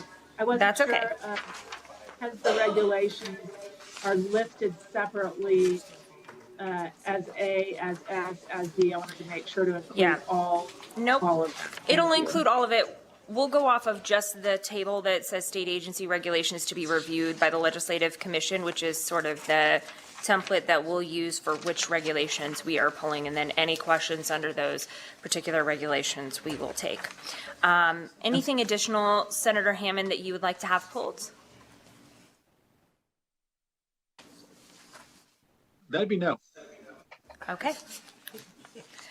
So, to make sure that I have everything correct and that we are all on the same page, we have pulled for further discussion R035-22, R200-22, R008-23, R009-23, R010-23, R011-23, R012-23, R013-23, R014-23.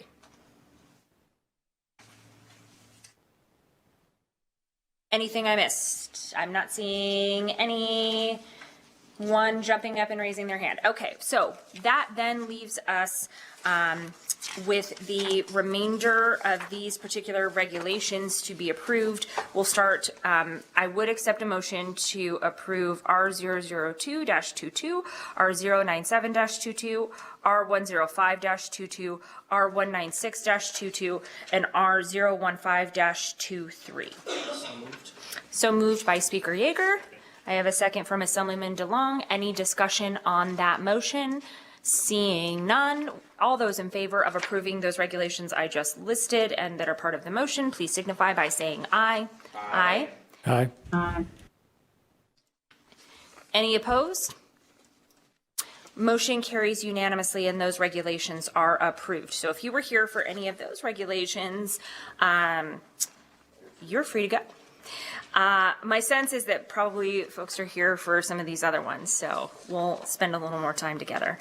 We'll start with R035-22, which is a regulation that's been requested to be pulled for some further discussion. This is the Department of Health and Human Services, and if you are joining us, I'm probably in Carson City would be my guess.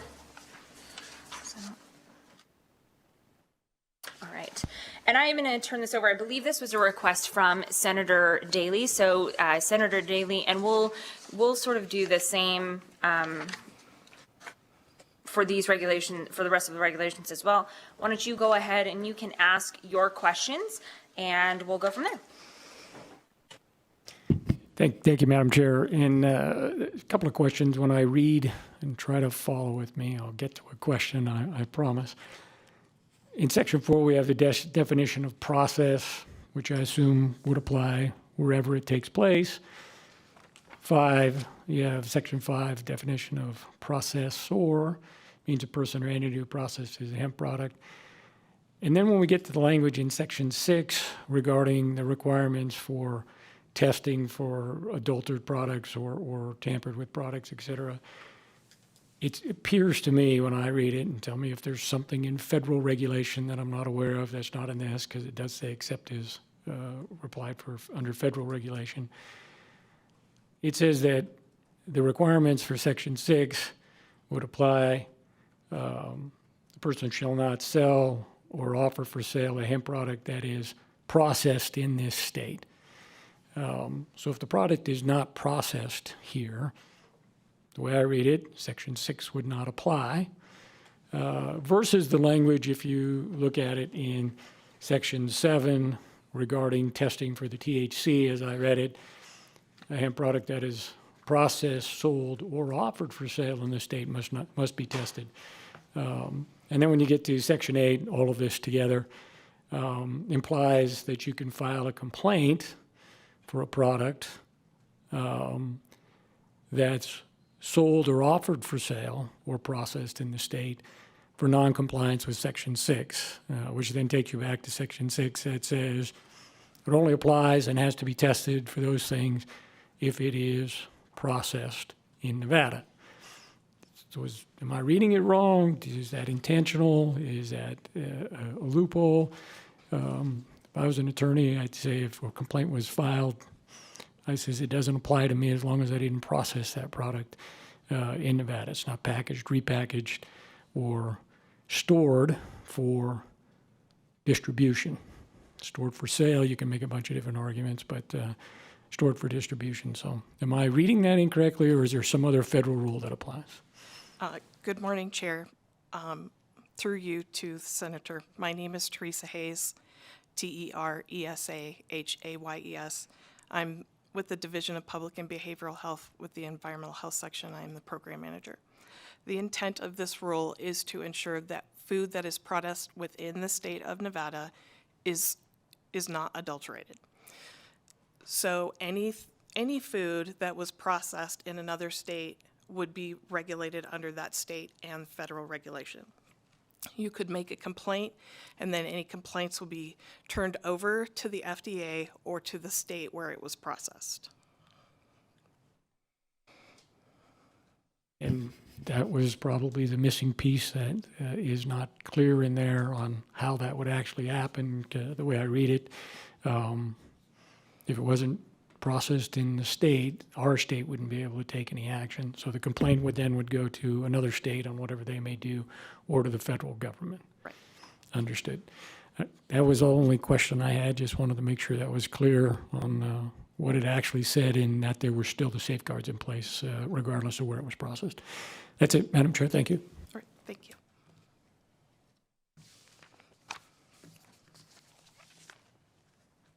Thank you.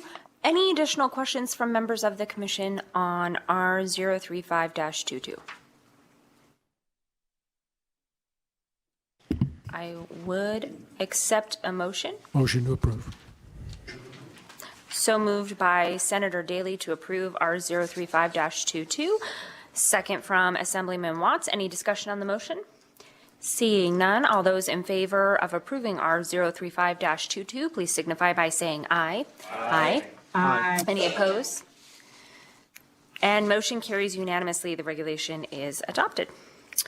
All right, we will move then to the next set of regulations that we have. We will invite, I believe we should be joined by some folks from the Secretary of State's office in Carson City. So we will invite them to take a seat at the table. And we are going to, well, they will be joining us, I believe, for some time with the remainder of our questions. We are going to start with regulation R200-22. So if you have questions on this particular regulation, and we'll go individually through them.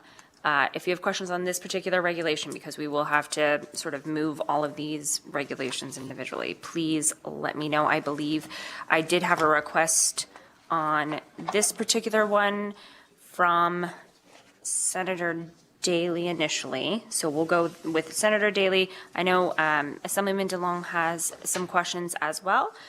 Senator Daley, why don't you go ahead? Thank you, Madam Chair. And I just, on this one, just a general question. I know we're going to hear some other questions in testimony, and some we already heard on a variety of things. My understanding is counties can choose to do hand ballot counting if they want to. This regulation will put some guidelines and uniformity rules, counties, cities throughout the state. So my general question is, if one of the county commissioners, county clerk, city clerk, whoever, deviates from that or just says, I'm not going to do it, who's in charge of the enforcement, and what's the mechanism for that to happen? And if it's not strong enough, maybe we need to look at some legislation or something along those lines. I just want to make sure we can have a rule, but if there's no way to enforce it or there's no penalty, it's not really worth having a rule. That was my just general question. It would apply to all of the ones that we're going to hear. Thank you, Senator Daley. Madam Chair, through you to the, actually, I'm going to stick with Madam Chair. Gabriel DeCara, for the record, Chief Deputy Secretary of State. I'm going to allow Deputy Volashin to answer that question momentarily. I just wanted to say that due to the level of scrutiny that has been placed on this particular regulation, I also have a statement from the Secretary of State that I would like to read at some point, but the Senator asked a very direct question, and Deputy Volashin will answer it presently. Thank you, Chief Deputy DeCara. Madam Chair, Mark Volashin, Deputy Secretary of State for Elections, for the record, through you to Senator Daley. Senator, excellent question about not only the enforcement, but also the process relating specifically to the conduct of a hand count tabulation as it relates to Nevada's elections as we look to the 3 elections, of course, that were coming up in the calendar year 2024. You are correct, of course, that the county clerks are able to discuss and decide if appropriate. You are absolutely right that this is a process that is allowed by Nevada law. And this regulation simply provides some clarification. I will state up front that this regulation defines when the regulation essentially becomes applicable. And that's time specifically, that trigger, if you will, is that if a county decides to only conduct tabulation, not using a mechanical tabulation device, as they may be allowed to under NRS 293B, 0.050, to be clear. But if they do the hand count alone, then that triggers this regulation. with the understanding that if they do use a mechanical tabulation, then this regulation does not apply. Does that answer your question? Sort of. And it was one that probably can't be completely answered. Just to follow up, if I can, Madam Chair. So when the county, if they elect to do this and they have to submit the plan, what oversight and how is it done if the plan is not up to standards or they left loopholes or something is unclear that's maybe not 100% in the regulation? Do you have the right to reject their plan and say, no, you can't do it? Where's the bottom line on this process? If the regulation is there that says you have to submit a plan for your review, does the Secretary of State have the right to approve or disapprove the plan? Thank you, Senator Mark Velasquez, for the record, and I apologize for not catching that. Yes, you're right. In regards to the enforcement mechanisms in place, if a county decides to conduct a hand count tabulation pursuant to these regulations, assuming they're passed, and then deviates or submits a plan that there's some requirements outlined in the regulation, and it is lacking, first and foremost, the next step is a discussion between the county election official or city election official as appropriate and the Office of the Secretary of State. We work very closely with our 17 county election officials and understanding that compliance with Title 24 is of the utmost imperative. If there was a problem, concerns, discrepancies, or maybe even a potential issue, that's something that absolutely we would bring to their attention immediately upon submission of that plan. If a county election official said, no, I think I'm good, I think we are going to continue to proceed, there are certain levels of escalation and discussion that would go on following that. But again, ultimately, and this is something I think that, based purely on the public comment we heard earlier, that there's a little bit of an assumption that I know you don't have, that a regulation can otherwise make a statutorily approved process illegal. These regulations do not make hand counting illegal because that is a process that is in our laws. And unless that's changed through legislation, it would be unethical and improper for us to try to make a regulation that otherwise made this process impossible to conduct. And final question, Madam Chair. So, and you mentioned one thing there. So, in addition to these regulations on what's required, you do have the state law, you do have a federal regulations and various things on that must also be applied for secrecy of the ballots, security of the ballots, et cetera, et cetera. So it's not just these. So the plan that's submitted has to comply with not only these regulations, state law, federal law, and other applicable provisions or regulations. So it's not just these requirements. If there was a process where they said, we're going to count the ballots with not using the secrecy envelope, which I know there was a bunch of concerns. You have to maintain the secrecy. It's what the secrecy envelopes are for. We have other regulations on if somebody sends in their ballot without the secrecy envelope, then it is not counted, et cetera, et cetera. So all of those safeguards would apply, even though it may not be specifically in this regulation. Thank you for the question, Senator Mark Velasquez, for the record. That is correct. The regulations must comply with federal and state laws. That's it for me. Thank you, Madam Chair. Okay, Assemblyman DeLong, you are next. Thank you, Chair. Appreciate it. This, to me, is somewhat unique. This regulation, we've heard testimony from both Democrats and Republicans. I have never seen such unanimity since I've been in the legislature on a reg and not being in favor of it. So just a comment. A question is, it appears from what you said, Mr. Velasquez, and my read of the regs is that there's different standard for how a hand count is done between a county that wants to just do a hand count without the mechanical votes versus a hand count that's done in conjunction with the mechanical votes. Is that correct?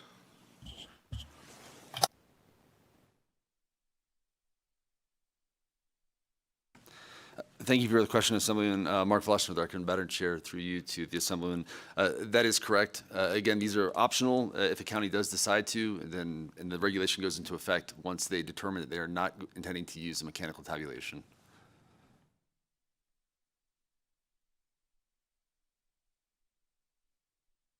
No other questions.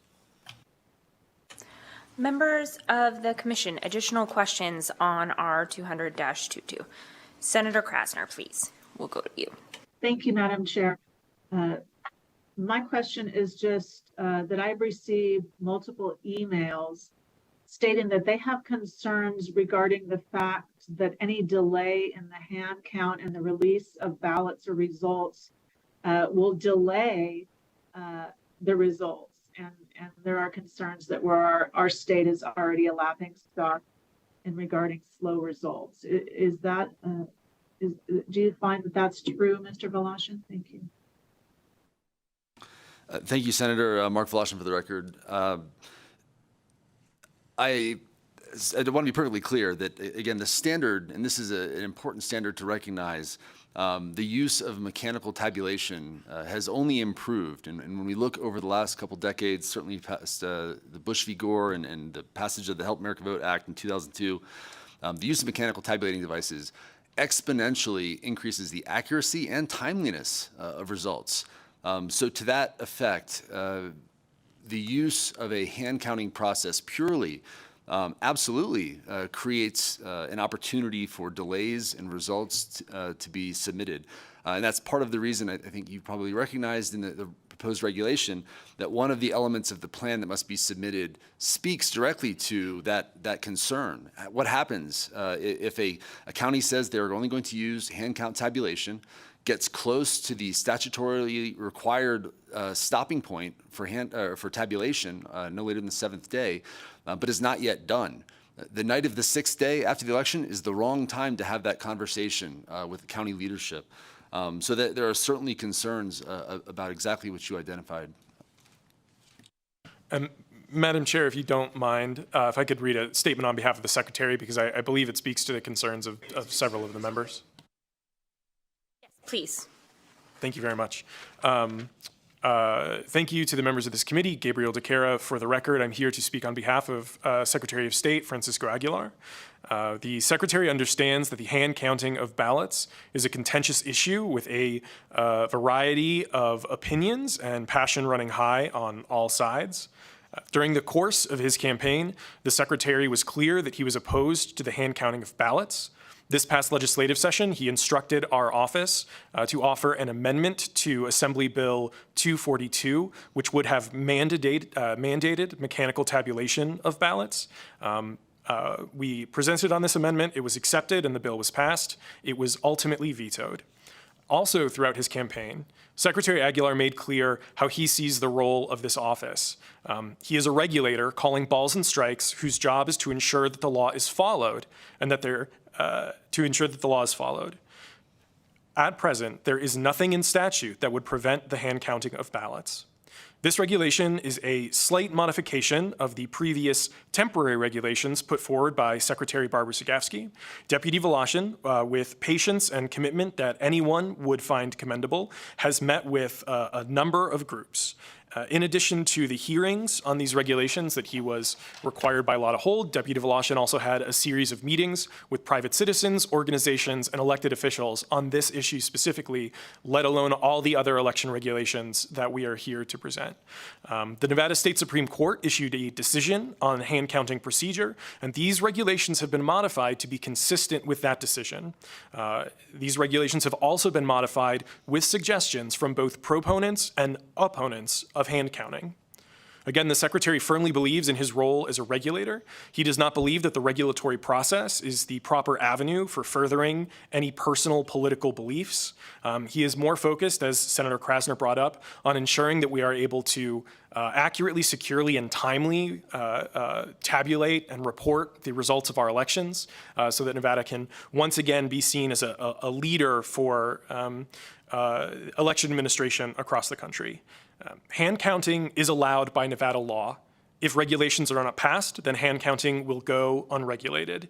Again, there is no PII, personally identifying information, on ballots, only on envelopes, and hand count teams will not have access to those envelopes. They do not take them out of the envelope and then begin the counting process. That happens well in advance.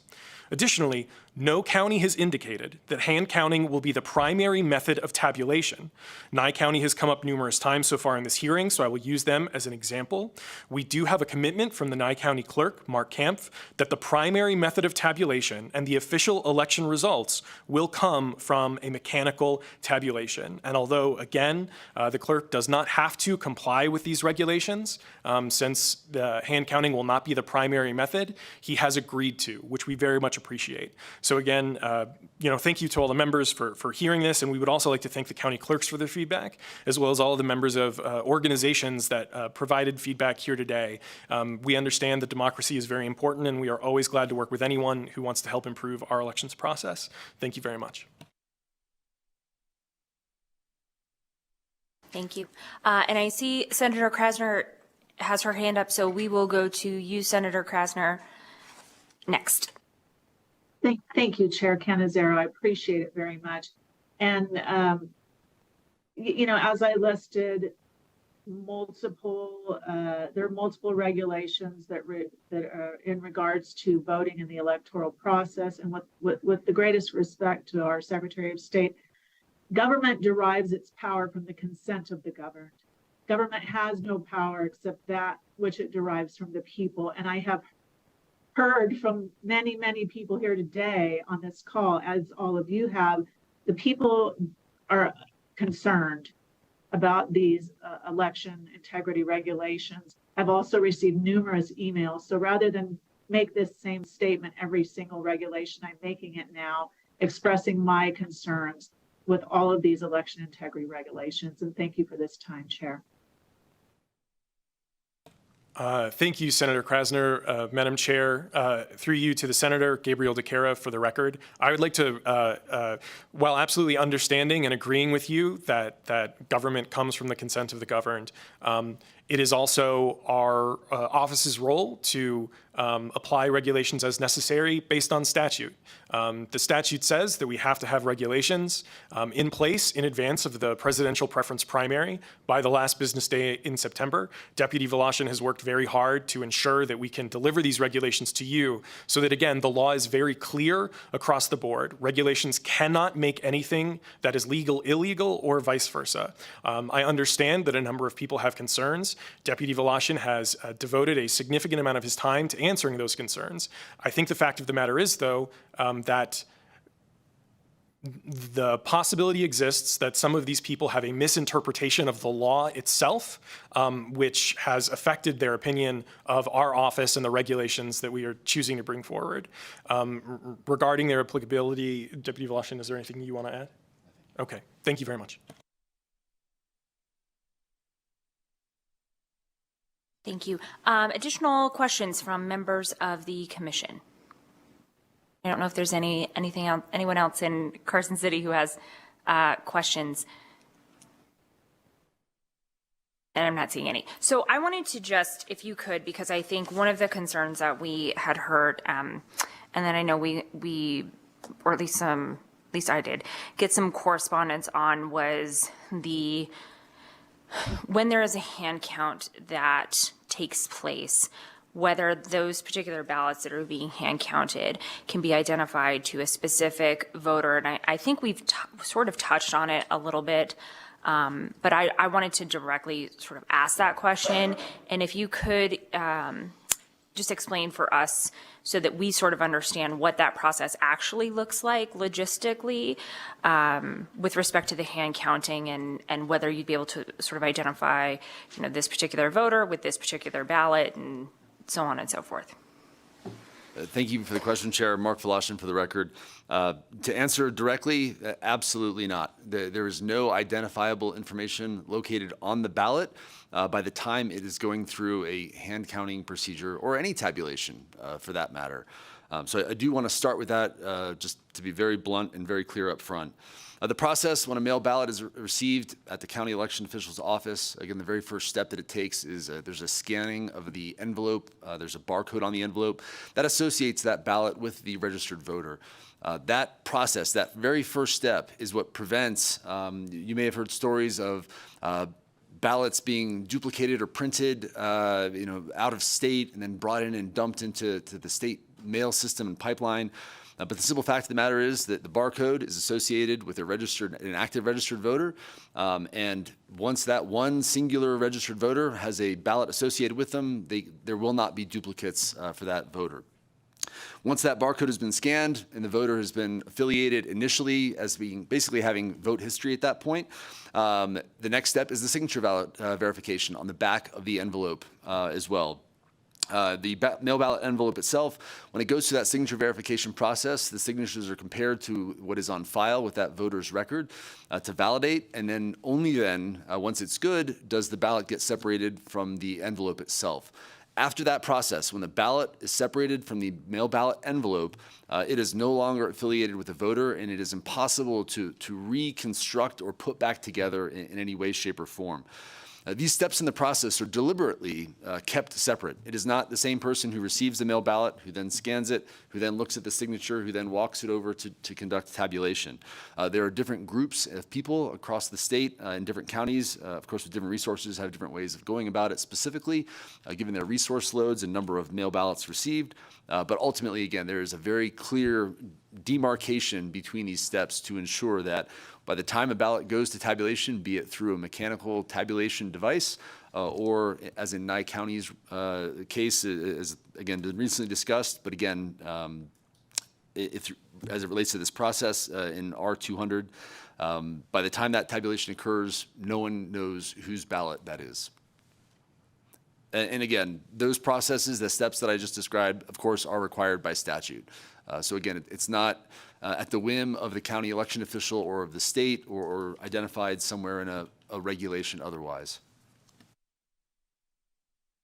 Great, thank you.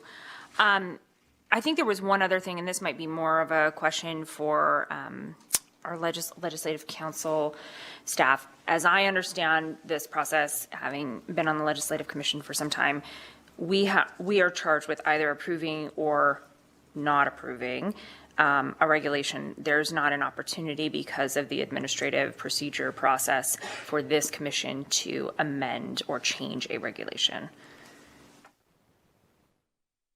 Thank you, Madam Chair. Asher Killian, Legislative Counsel. That's correct. Under 233B, the only power the Legislative Commission has is to approve or object to a regulation. It has no power to amend a regulation. For there to be an amendment, the Commission would either have to decline to act or object and send it back to the agency itself for the agency to then amend it and send a revised adopted regulation to the Commission to approve. Great. Thank you, Mr. Killian, for clarifying that, because I think that this process is a little different, even though sometimes it feels very similar to the legislative process, that the review by the Legislative Commission is a little bit of a different, I lost my word that I was going to say, a different process. Thank you. And so I wanted to just make sure that we were all kind of on the same page, because I think that's something that we've heard a lot of today, is the possibility of amendments, and as I understood it, that was not an option. I have one more question probably for you, Mr. Woloshyn. With respect to these particular regulations, and I know that someone, I can't remember if it was you or not, who answered another question and alluded to this, but these particular regulations have to be in place by the last business day this month. And can you just talk about that as a deadline? Thank you for the question, Chair. Mark Woloshyn for the record. You're absolutely right. And again, I believe it was actually mentioned just a moment ago, but so there's a statute, it's 293-247, as I recall, that requires that regulations established by the Secretary of State, it defines the deadlines. Any regulation that touches upon the presidential preference primary must be in place no later than the last business day of September, which is tomorrow. There is another deadline rapidly approaching as well that relates to regulations that impact or govern the conduct of a general or primary election. Those must be in place no later than the last business day of February of an election year, which is February 29th, actually, next year, given that it's a leap year. So just to be clear, if this regulation is not approved now, there still may be another chance, but that would mean that the conduct of the presidential preference primary as it relates to tabulation is essentially ungoverned. And I would just like to add, Madam Chair, Gabriel DeCara for the record, regarding amendments specifically, I believe there was an amendment that was brought forward by the ACLU that was provided to members as well as to our office. It's our understanding that this amendment came in too late for us to add it to these regulations, even if we like to, considering when this meeting was and when the regulations had to be approved. And we did not have time to have it vetted by our council, by LCB, et cetera. Thank you.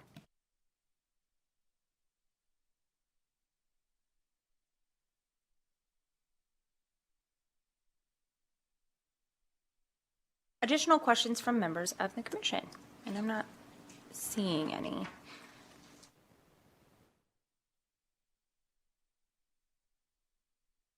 Okay. Then with respect to our 200-22, pleasure of the committee. Do I have a motion to approve? Many motions to approve. I will take the motion from Assemblywoman Torres and a second from Speaker Yeager. Any discussion on the motion? I just wanted to sort of, I appreciate that there is obviously a lot of hard work that goes into trying to craft regulations anytime they are before us from any agency or state office. So we appreciate you being here with us, Mr. Chikara and Mr. Wolashin. I appreciate that very much. And thank you for answering all of our questions. We have a lot of regulations to get through still, so don't worry, you're not going to go anywhere. But you know, I think that this is always a difficult place to be in when we have amendments that could be considered, and as a legislative commission, we don't have the authority to adopt amendments or to change regulations. I think that's a situation that we often find ourselves in, to either adopt or not. And I think with pending deadlines, it's tough when we don't have that ability to also either adopt regulations and from my or not. And from my standpoint, given that hand counting is currently legal in the state of Nevada, it gives me a little more confidence that there are regulations in place that will help to govern that process in a way that is both reliable and assured. And I appreciate the work that has gone on. And I know we don't always get to 100% consensus on things, but I know that there was a lot of work to try to meet some of the concerns that were raised across the board with this particular regulation. And so I have comfort in supporting the regulation and will be supporting it with my vote as well, given that I think it does set forth a process, which is always, I think, preferable to have some standards to guide us when we're talking about, you know, how we're going to conduct these elections. So I will be supporting the motion. Any additional discussion on the motion? Assemblyman Dillon, please. Thank you, Chair. I also appreciate all the work that the Secretary of State's office has gone through in trying to craft this regulation. But I'll just bring up the point I brought up earlier, both from Democrats and Republicans. They both have problems with the regulations for various different reasons. The other thing that concerns me is the fact that there are two different standards for hand counts, depending on whether or not machines are used, and so for those reasons, I can't support this regulation.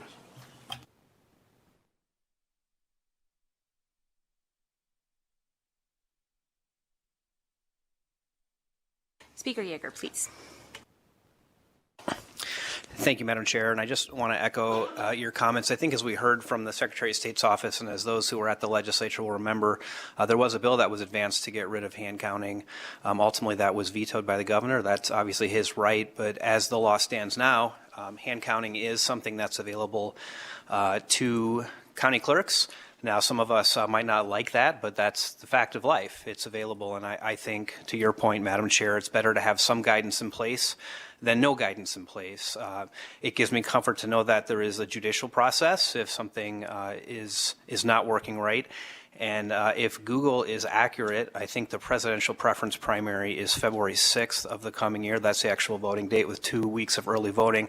I think I heard the Secretary of State's office say that regulations have to be in place for the ordinary primary by the end of February. So the way I see that, there is a 3-week gap there where if something goes wrong with hand counting in the presidential preference primary, that I think the Secretary of State's office would have the ability to come back with additional, probably emergency regulations of some sort or temporary regulations of some sort to be able to address that in time for the regular primary. So all things considered, recognize that this is a controversial issue and this seems to be opposed by mostly everybody, but I think it is the right thing to do as leaders of the state to make sure we have guidance in place so that there is some process to be followed should a county choose to do hand counting. Thank you, Madam Chair. Thank you. Oh, please, Assemblyman, go ahead. Thank you, Madam Chair. Just to echo the sentiments that have already been brought up, you know, it is pretty much uniformly opposed by everybody.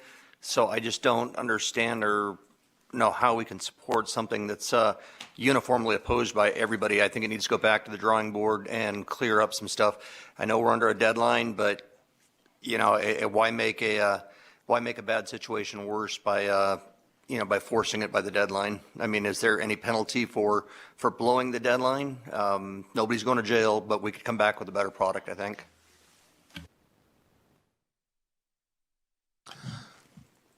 Well, we'll go to some, and I know I see you raising your hand, but we are in discussion. We are procedurally in discussion on the motion. I think that one of the things, at least in as much as I had heard it during some of the testimony, and then I'll get to Assemblyman, was that this particular deadline has to be met in order for those regulations to be in place. There's not an option to come back, and that's guided by statutes in Nevada. And that's in, if you look at the regulation itself, and within that digest, there is some mention, I believe, of that as well, that it has to be done within that statutory time frame. So we would be in violation of the law and the statutes if we didn't approve them or tried to come back and do that. Yes, please. Just clarify, Madam Chair. No, I understand now. That's why I had my little comment then. Nobody's going to jail, but it was purely a rhetorical question. I think we still need to do better. And the way I look at it, and from what I've heard, we're probably looking at just still one county, and I think there was a lot learned from the last election, and I think they will have been able to come the primary time, they'll be able to have implemented best practices by then, and that'll give us much more time to come up with something better in the long run for everybody. Thank you. Assemblyman Dillon.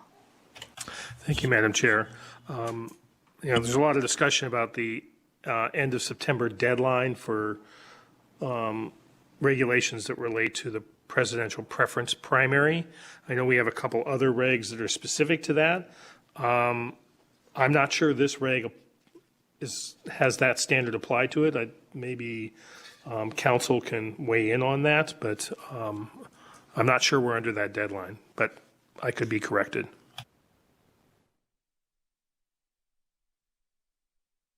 Thank you, Madam Chair. Asher Killian, Legislative Council. So there are a set of elections that are coming up, and this regulation is agnostic as to particular elections. So if this regulation were not approved before the last day of September, under NRS 293-247, it could not be applied to the presidential primary, but it would be applied, assuming it's approved after that date, to all other elections that occur in this cycle. So the result would be that two different sets of rules apply to those elections during this cycle. Thank you. Additional discussion on the motion. Anyone in Carson City or joining us virtually? I don't see or hear any. Okay, so the motion before the commission is to approve R200-22. All those in favor, please signify by saying aye. Aye. All those opposed, please signify by saying nay. Okay, nay. If you are a nay on this regulation, will you please raise your hand? I have Assemblyman DeLong, Assemblyman Gray, Senator Stone here in Las Vegas. I have Senator Krasner virtually, and in Carson City, the video is small. Senator Daley, do we have nays in Carson City? Could you please let me know who those are? I'm the only one here. There are no nays. Oh, okay, perfect. Everybody on the screen from where I'm sitting in my old age, I can't see that far. So I believe by my count, the motion carries. Please mark those that I signified as a nay as being a nay, and the motion carries. R200-22 is adopted. We will move to the next regulation for consideration. And again, Commission members' questions as to this particular regulation at this time is R008-23, again from the Secretary of State. I believe that Senator Krasner and also Assemblyman DeLong had requested this one to be pulled, but Senator Krasner, we'll start with you. Go ahead and ask your questions. Thank you, Madam Chair. Once again, my same comments that government has no power except that which it derives from the government, the the people. And I have received numerous emails from the people in opposition to this regulation, as well as all of the people who took the time out of their day to call in opposition to this regulation and many other election integrity regulations that they have concerns with. They don't want this regulation, and I will be voting in opposition to it. Thank you. Thank you, Assemblywoman Krasner. I'm going to be taking over the meeting for just a moment. I didn't hear a question there. I heard a statement, but appreciate the statement. We'll go next to Assemblyman DeLong, I think, with a question. Thank you. Comment and question, Speaker. Thank you. We've got a unique situation where we've got a caucus vote coming up in February, as well as this state-imposed presidential preference primary. My read, and I'm concerned about the fact that we're doing two different things. I think it's going to confuse the electorate, no matter how well-informed they are. My question, though, is it appears that the counties are going to have to pay for the presidential preference primary based on the language that's being added. Is that correct? Thank you for the question, Mr. Assemblyman. Mr. Chair, at this point, I still believe through you to the Assemblyman Gabriel DeCara for the record. This element of the regulation, like many elements of the regulations that are about to follow, is simply clarifying that all of the statutes and regulations, et cetera, that apply to other elections also apply to the presidential preference primary. So, for example, a county's expenses for their primary election in June and general election in November, everything that they have to pay for those, they will also have to pay for the presidential preference primary. If I could put in one small plug for a bill that we were very happy that passed, AB 192, it allowed counties to opt in to a statewide mail ballot contract wherein the state would pay for all costs above and beyond the costs that they are already required to pay for. So currently, I believe the state for all elections for mail ballots is required to pay for paper stock as well as postage and one other thing that Deputy Voloshin will correct me on shortly, I am sure. But if they opt into the mail ballot contract with the state, they pay the state will pay for the printing, the test decks, the entire process. So while yes, this clarifies that the counties do have to pay for the presidential preference primary in some respects. It is only to line up with what they have to pay for with other elections. And also they do have an option to opt into a statewide contract and have the state cover all of the expenses related to mail ballots. Deputy Voloshin, please correct my inaccuracies. He says there's nothing to add, and I want that on the record. Thank you very much. Thank you. Do we have any additional questions on R00823? Assemblywoman Backus, please. Thank you so much, Chair. I just wanted to clarify because I think it wasn't really clear that what the response was. So with respect to the counties maybe going ahead and fronting the costs for the ballot, it seems that in part, though, the Secretary of State is still reimbursing those counties for the cost of the basic ballot stock. So there is some sort of a reimbursement process in place. There are exceptions of requirements for the counties, but that's just being consistent now for the presidential preference primary, like it is for the primary and general. Thank you for the question, Assemblywoman, Mr. Chair, through you. Yes, that's absolutely correct. This regulation is simply adding the presidential preference primary to existing regulations specifying what the state pays for and what counties pay for. There is no difference in the pay-fors between the types of elections.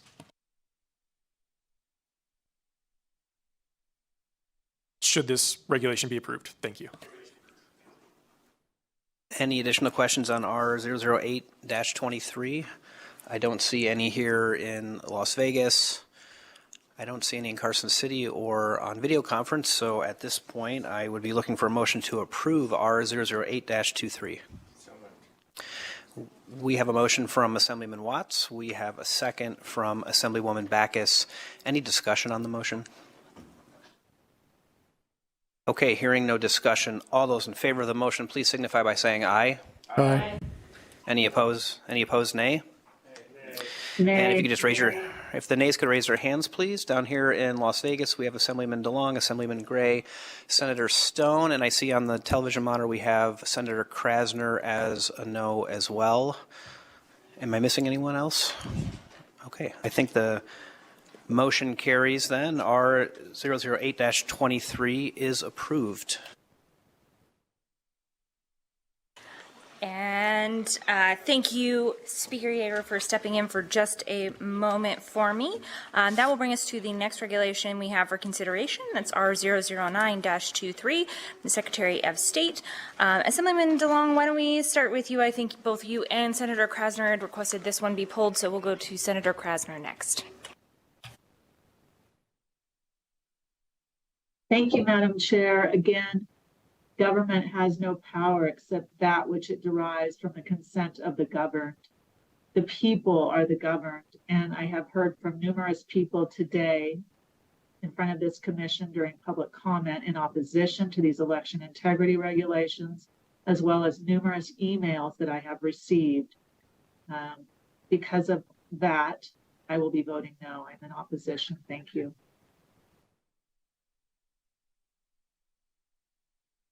Thank you, Madam Chair.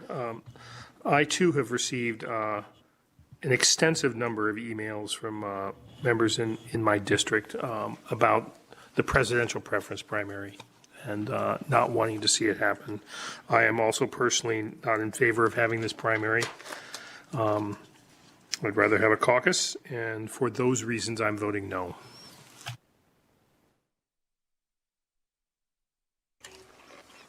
Great. Are there questions on this regulation from any members of the commission? Okay. I am not seeing. Please. Madam Chair, if you don't mind, may yes, I please. respond? Go ahead. Thank you very much. So understanding completely the comments from the Senator and the Assemblyman Gabriel DeCara, for the record, Madam Chair, I understand that there has been a lot of opposition to several of these regulations. I would like to clarify, however, that a lot of this opposition is in diametric opposition to each other. There are individuals who want us to interpret the law in one way and individuals who want us to interpret the law in an entirely separate way. It is very difficult to bring together two groups that disagree with each other completely. And these regulations are, again, the product of not just the last year of hard work, but a much longer regulatory review process that Deputy Voloshin and his elections team have undertaken. I would also like to say, regarding the presidential preference primary, this is not a thing that the Secretary of State's office is conducting on a whim. We are required by law to conduct a presidential preference primary due to statutes, bills that were passed by this body. If two or more individuals from either major party file for the PPP election, and again, the Secretary sees his job as a regulator, calling balls and strikes. These regs, we It is not within our authority to change the law that the legislature has passed and the governor has approved. So thank you very much. Thank you. I would accept a motion to approve R 009-23. So moved by Assemblywoman Torres and seconded by Speaker Yeager. Any discussion on the motion? Not seeing or hearing any. All those in favor, please signify by saying aye. Aye. Aye. All those opposed? If you are a nay, can you please raise your hand? And we have as a nay, Assemblyman DeLong, Assemblyman Gray, Senator Stone, and Senator Krasner. The motion does carry. We will mark those votes with our secretary, and R 009-23 is approved. We will move to the next regulation, R 010-23, the Secretary of State. Senator Krasner, I believe this one was on your list, so we will let you go ahead with your questions. Thank you, Madam Chair. And my comments are similar to those I've made before, that government has no power except that which it derives from the consent of the governed. The governed are the people. And the people have been speaking very loudly in opposition to these election integrity regulations. I've received numerous emails, and we've received in-person and over-the-phone comment here today. For these reasons, I will be voting no. I am in opposition. Thank you.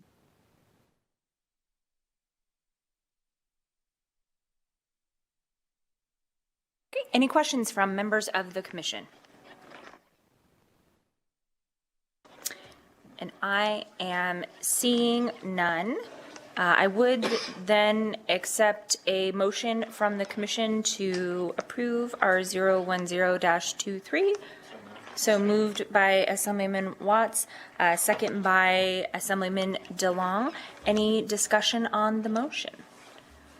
I am not seeing any. All those in favor, please signify by saying aye. Aye. Aye. All those opposed, please signify by saying nay. And I have Senator Stone and Senator Krasner as a nay. And I have Assemblyman Gray had stepped out, but we will record his vote.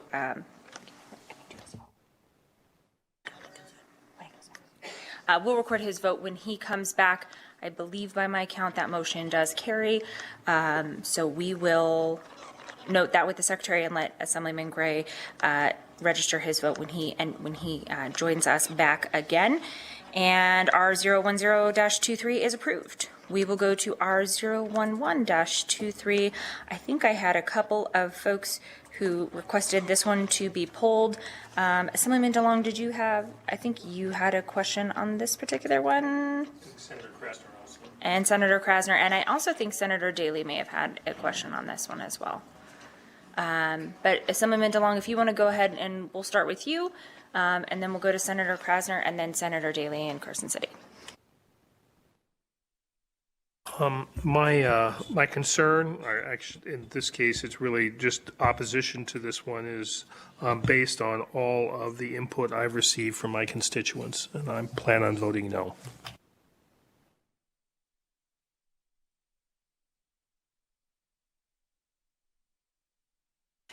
Senator Krasner, please go ahead. Thank you, Madam Chair. Again, government derives its power from the consent of the governed, and the governed are the people.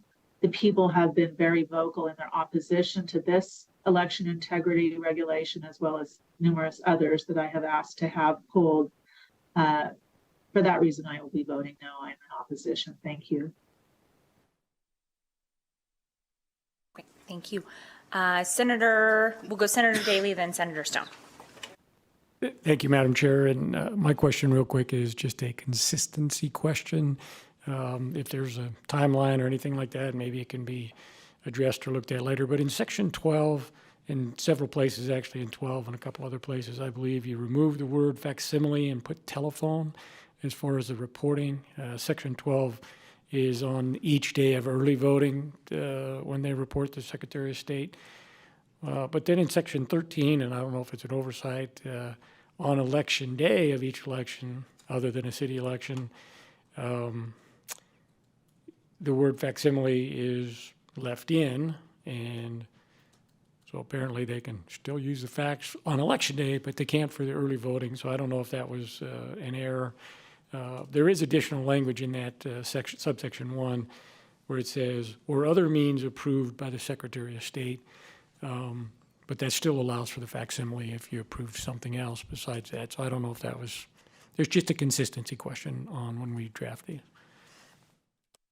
Thank you for the question, Senator. Madam Chair, through you, Mark Voloshin, Deputy Secretary of State for Elections, for the record. Excellent catch. My fault alone to not have caught that earlier. We will mark it down as the very first item for our next regulatory review that begins January of 2025. Happy to be of service. Thank you, Senator Gabriel DeCara. For the record, Deputy Voloshin will be dealt with immediately after this meeting for his oversight.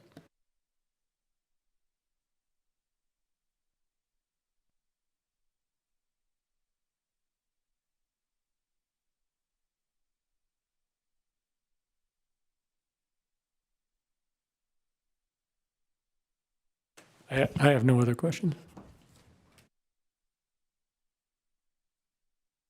Okay, we will go to Senator Stone, please. Thank you, Madam Chair, committee members and staff. Like many of my colleagues, we received a lot of emails from quite a diverse group of interest. I'd like to have the Secretary of State refute or confirm that this regulation in some ways removes the chain of custody safeguards with our mail-in ballots. And this also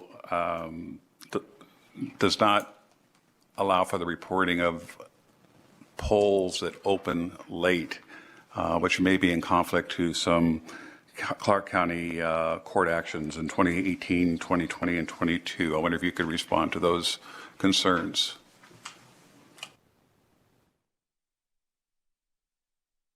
Thank you for the question, Senator Mark Voloshin, Deputy Secretary of State for Elections, for the record.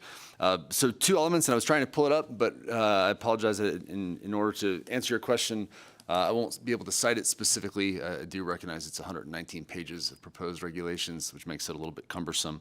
But first and foremost, the concern about chain of custody. I believe what you were referencing was a concern that was identified specific to a requirement that actually is in the plan that the county election officials have to submit to the Secretary of State. You'll notice in the proposed regulation that there was a striking of the language where it must identify the individuals who are going to transmit and carry the mail ballots from the polling location to the place for central counting in that plan. That's a concern that came up previously because, again, 90 days was prior to the election is when that plan is required to be submitted. And very routinely, frankly, there are changes in the staffing, the temporary poll workers who are going to be assigned to that task as we close in on early voting and then even on election day. What you'll notice, though, and I think you were right in identifying that chain of custody is of the utmost importance to the Secretary and to all of us at the state and county levels, given the security that supports. But instead of having it required as part of the 90-day plan, we've simply moved it up into subsection 1, as I recall from the proposed regulation, so that information still will be tracked and identified by the county election officials. They also, again, recognize that's extremely important to know who is physically transmitting ballots from ballot drop boxes across the county to the county seat, or where they will be ultimately processed. But it's simply, again, struck from one location, requiring it in the plan and moving it above. And then I apologize, your second part of the question about reporting, again, understanding the times that polling locations are open during early voting, of course, which is not required by statute. There's flexible hours that early voting can be conducted across our state. But because there's the statutory requirement for the polls to be open from 7 a.m. to 7 p.m. on Election Day, the proposed regulation does not negate any reporting requirement, but simply clarifies that, again, we want to get that information from the counties. We will get it from the counties because of the requirements. but albeit not, as I recall, in a facsimile method. The reality is when you picture Election Day and understand that this is the culmination of months of work by your county election officials and their staffs, by the time that 7 a.m. Doors are opening for polling locations as the county clerks are receiving from their voting location managers, yes, we're good, we're ready to go 15 minutes prior. Somebody over here's got a concern, can't find the key, oh wait, I found it. All these sort of last minute urgent things. Very routinely, that notification comes to the Secretary of State's office via phone call or a quick message, otherwise an email sent. But it does not eliminate that requirement to notify the Secretary of a polling location that is delayed, specifically so that we can ensure that we are in compliance across our state with the requirements of Title 24 so that voters can make their votes cast appropriately and timely on Election Day. Thank you for answering those questions.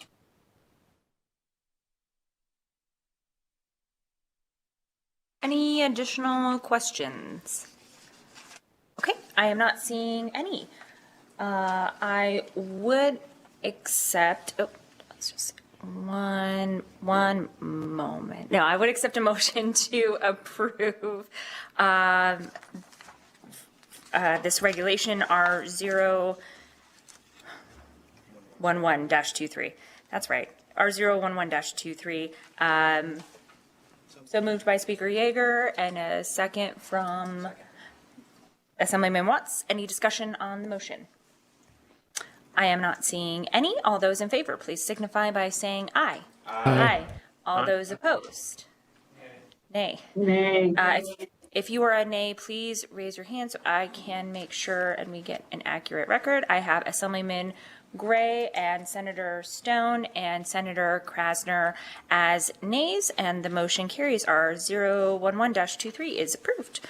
We will now move on to the next regulation on our agenda for consideration, R012-23, from the Secretary of State. And Senator Krasner, why don't we start with you? Thank you, Madam Chair.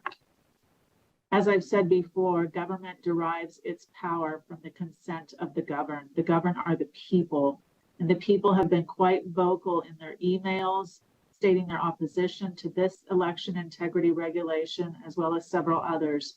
Additionally, so many people have come forward today and stated their opposition to this regulation and several others on the record. For those reasons, I am voting no, and I am in opposition as well. Thank you.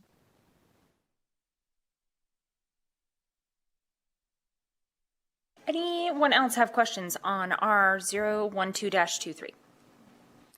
Seeing none, I would accept a motion to approve from Speaker Yeager and a second from Assemblyman Watts. Any discussion on the motion? Seeing none, all those in favor, please signify by saying aye. Aye. All those opposed, nay. Okay, and I have nays from Assemblyman DeLong, Assemblyman Gray, Senator Stone, and Senator Krasner. The motion carries. R012-23 is approved. We will move on to the next regulation for our consideration today. It is R013-23, also from the Secretary of State. Senator Krasner, why don't you go ahead, because I know you had requested for this one to be pulled, and then we'll go for further questions with the Commission. Thank you, Madam Chair. Again, government derives its power from the consent of the governed, and the governed are the people. The people have been quite vocal in their opposition to this election integrity regulation, as well as several others. They have called in opposition, and they have sent numerous emails to the members of this commission. For those reasons, I will be voting no. Thank you. Okay, Assemblyman Gray, please. Thank you, Madam Chair. Reading through this regulation, first sentence, the first paragraph, inadvertently submits more than one ballot. It boggles my mind how anybody could inadvertently submit more than one ballot, especially being a military member for 26 years, and I don't think I'd ever missed an election, but I would either mail in my absentee ballot or I would, at the end of my career, we had the at-ease system. You cast one ballot, you cast one ballot. There should be no exemption. And like I said, I speak this on behalf of all of my brothers and sisters in arms and 26 years of service. This just makes absolutely zero sense to me, and it opens up a whole wide range of issues, I feel. Thank you. Thank you for the question, Assemblyman. Madam Chair, through you, Gabriel DeCara for the record. So Deputy Voloshin is going to give the technical answer momentarily, but I'm just going to give a very quick summary. It's like how when you are checking out, paying your power bill, and a little pop-up says, please do not click twice because you will be charged twice. That is the type of inadvertent double vote we are discussing, as you cited. And again, first of all, thank you for your service. But if a member of the military was voting using the EASE system, and they were to attempt to submit their vote, and let's say that they are in a location that does not have the most secure internet connection, and that vote, they weren't sure if that vote was cast, and they clicked again to submit their vote again, we would not want to charge that member of the military with a felony, as we might otherwise be required to do. But for the technical answer, I'll turn it over to Deputy Voloshin. Thank you for the question, Assemblyman Mark Voloshin, for the record, and Madam Chair, through you to the Assemblyman. Mr. Assemblyman, you're absolutely right as well. And again, the number of individuals where this does apply to, just like the Chief Deputy suggested, very minuscule. But I will tell you, I personally have been involved in the process where I've talked to fellow Marines. I also served for 20 years in the United States Marine Corps. And when I've talked to individuals who are like, I think this went through, but I can't tell. I'm here at the embassy or consulate at Azerbaijan or wherever. I keep hitting it. Is it going through? And then we suddenly see that the 3 or 4 of them pop up. It is an exceptionally low number. Again, this is not even, in most elections, a double digits. In part because, again, the effective absentee system for elections was only turned on for federal elections previously. Now, of course, pursuant to the passage of Assembly Bill 121 in 2021, it is now an accessibility tool for voters with a disability as well as voters on a colony or reservation. But it is a very small number. And again, the way we can tell, and I'll be blunt, there are differences between a voter who attempts to nefariously cast 2 ballots and a voter who inadvertently submits. The inadvertent submissions, again, I won't go into the details for security's sake, but suffice to say that we can tell, and if there's anything even remotely worthy of questioning or review, we certainly refer that to criminal investigation.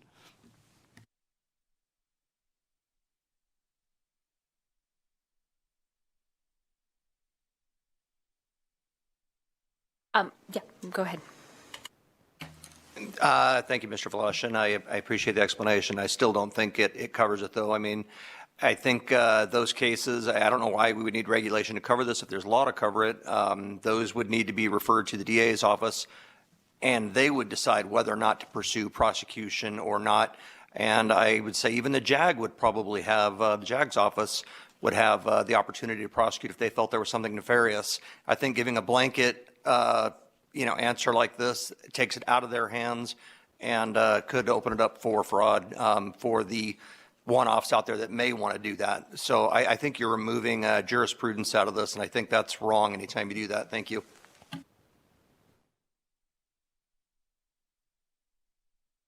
Quick follow-up, Madam Chair, if you don't mind. Yes, please, go ahead.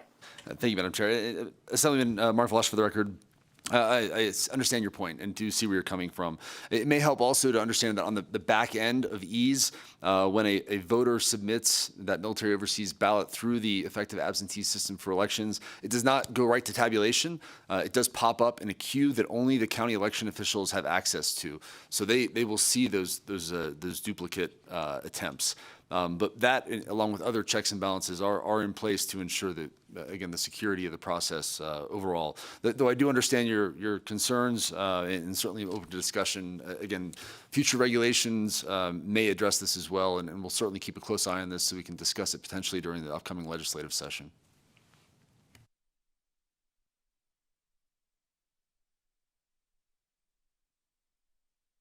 Thank you again, Madam Chair, and thank you again, Mark. I just, like I said, I appreciate your attempt at this, but I think this is one that I would encourage, I know that it would encourage everybody on this commission to vote no on.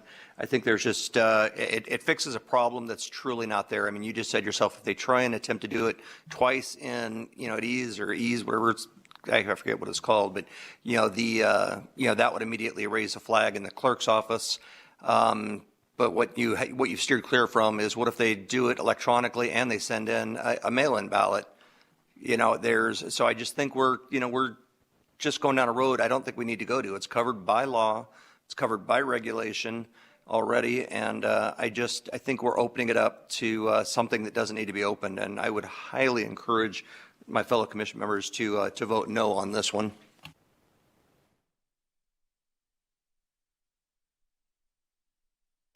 Senator Stone, please. Thank you, Madam Chair. I agree a lot with my fellow colleague, Assemblyman Gray, and to the Secretary of State. When these brave men and women are voting, they're sometimes in some very challenging areas. They could have, like you said, hit the button twice, or they could have maybe voted wrong and sent a second transmission. You mentioned it's in the double digits. Is there any effective way for you to reach out to that voter and say, listen, you sent us 2 emails. You can only vote once. We can only tabulate once. And is it email number 1 or email number 2, and deleting the one that isn't supposed to be there?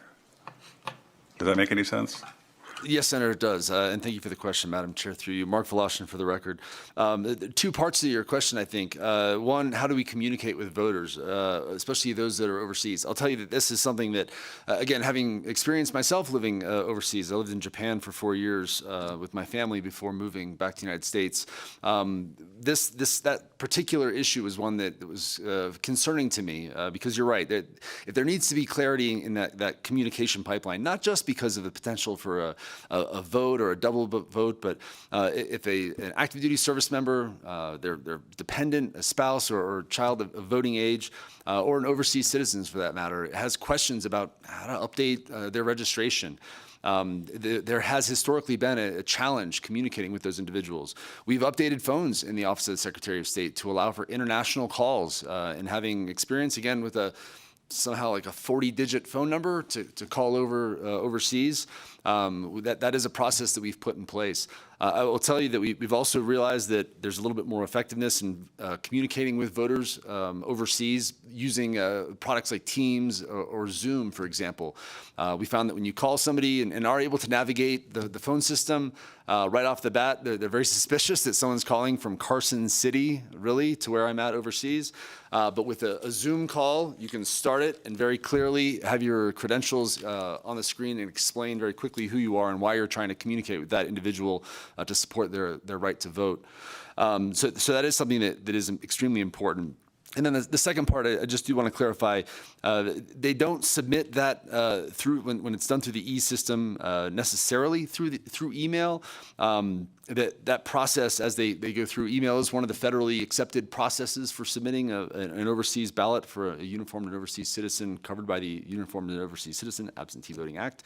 But generally speaking, when they use these, the preferred method is a secure server. So that way, again, just like identified before, clerk or registrar identifies it, immediately gives them vote history so that if somebody did try to vote that voter's name in person or tried to submit a mail ballot, that also would prevent the tabulation of those as part of the additional security incorporated into the system.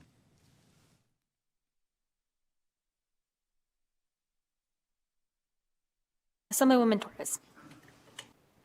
Thank you, and thank you so much for the detail you've been giving us on several of these regulations today.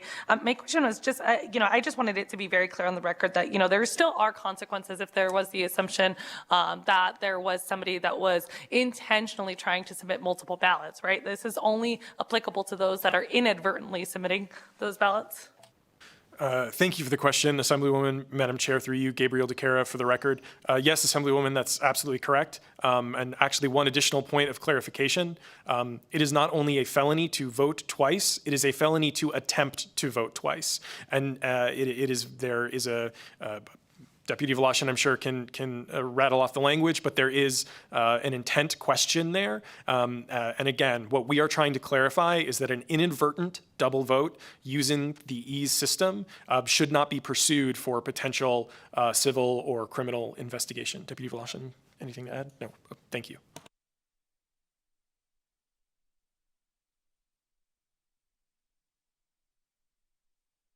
Senator Krasner, please. Thank you, Madam Chair. How is intent determined then when voting using the E system? Please.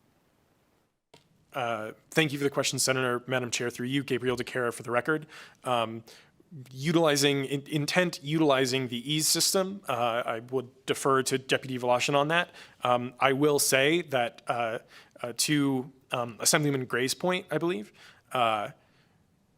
the question for the Secretary of State's office as an agency that conducts criminal investigations into potential violations of Title 24 is whether or not an individual did vote twice or did attempt to vote twice. The question of intent and the prosecutorial sort of there's a word for it, and I don't remember it, and I apologize. But that is absolutely a question for the district attorney, for the attorney general, for whoever would be prosecuting that case. It's our job to try and figure out if someone attempted to vote twice, and we can absolutely try and speak to intent. And I think Deputy Voloshin will have a little more there. Thank you for the question, Senator. Mark Voloshin for the record. Through you, Chair, to the Senator. One of the ways that we've identified intent in somebody that was trying to cast two ballots through the effective absentee system for election, or EAS, if an individual submits one ballot using their maiden name and then the next one shortly later using their married name, that, for example, identifies kind of a flag that individual is not trying to accidentally click the button twice, but instead lacks the integrity and sound judgment to recognize they have but one vote to cast in any election.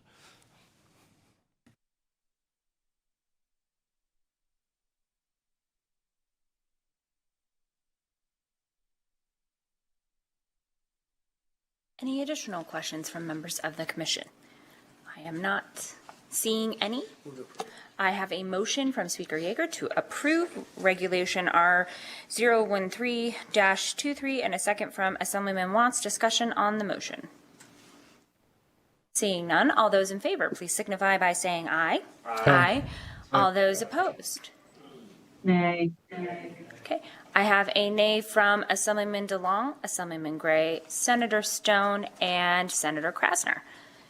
With that, the motion carries. R 013-23 is approved, and that brings us to R 014-23, which is our final regulation for today's consideration from the Secretary of State.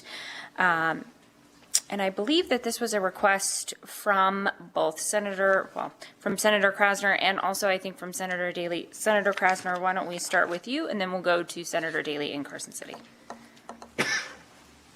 Thank you, Chair Canizero. As I've stated before, government derives its power from the consent of the governed. The governed are the people. And in this instance, the people have been quite clear in their opposition to this election integrity regulation, as well as numerous others. I've received many emails in opposition, as well as so many people taking time out of their day to come here or in person or on the phone to state their opposition to this regulation and numerous others that they feel violate election integrity. So I am in opposition and I will be voting no. Thank you.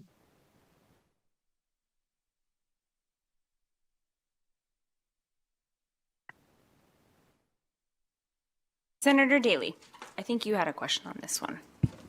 Thank you, Madam Chair. And I do, it's more just pointing out what I hope is an error. So on page 5, section 2, subsection 2, near the end, there appears to be a symbol there that looks like an 8, but it could be some other symbol with a different meaning. So I'm assuming it's a typo, and it's my understanding that LCB can make such a correction without an amendment, various things, and then get the rest of that sentence up on the same line and everything. If it's not just a typo, this is my concern. A little levity today, Madam Chair. My concern is that if that is left there, and if you're in the sci-fi conspiracy genre or whatever, right, that sometime in the not too distant future, perhaps, for a program that's as yet unwritten, artificial intelligence algorithm will read that and instigate the protocol to eliminate the human race from the planet, right? So for those of you, to quote the words of Barney Fife, for those of you old enough to remember, we should nip it in the bud. That way we can eliminate the whole conspiracy theory and instigate time travel to come back and make the correction. We should do it now. Unless, of course, we're already in the time travel loop. But I'm assuming LCB can correct that typo without too much more fanfare. Thank you.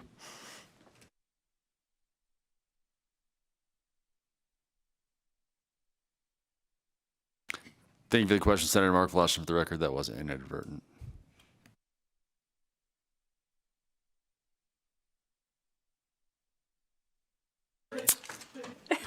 Gabriel DeCara for the record. Madam Chair, through you to the Senator, I can state that Deputy Voloshin made it through the metal detector outside of the LCB clearly, but if we need to conduct a further review, we can. Yes, yeah. We just want to make sure and validate that he's not a time travel future robot here with us. But I'm sure we can correct that typo. Anyone else have questions on this particular regulation?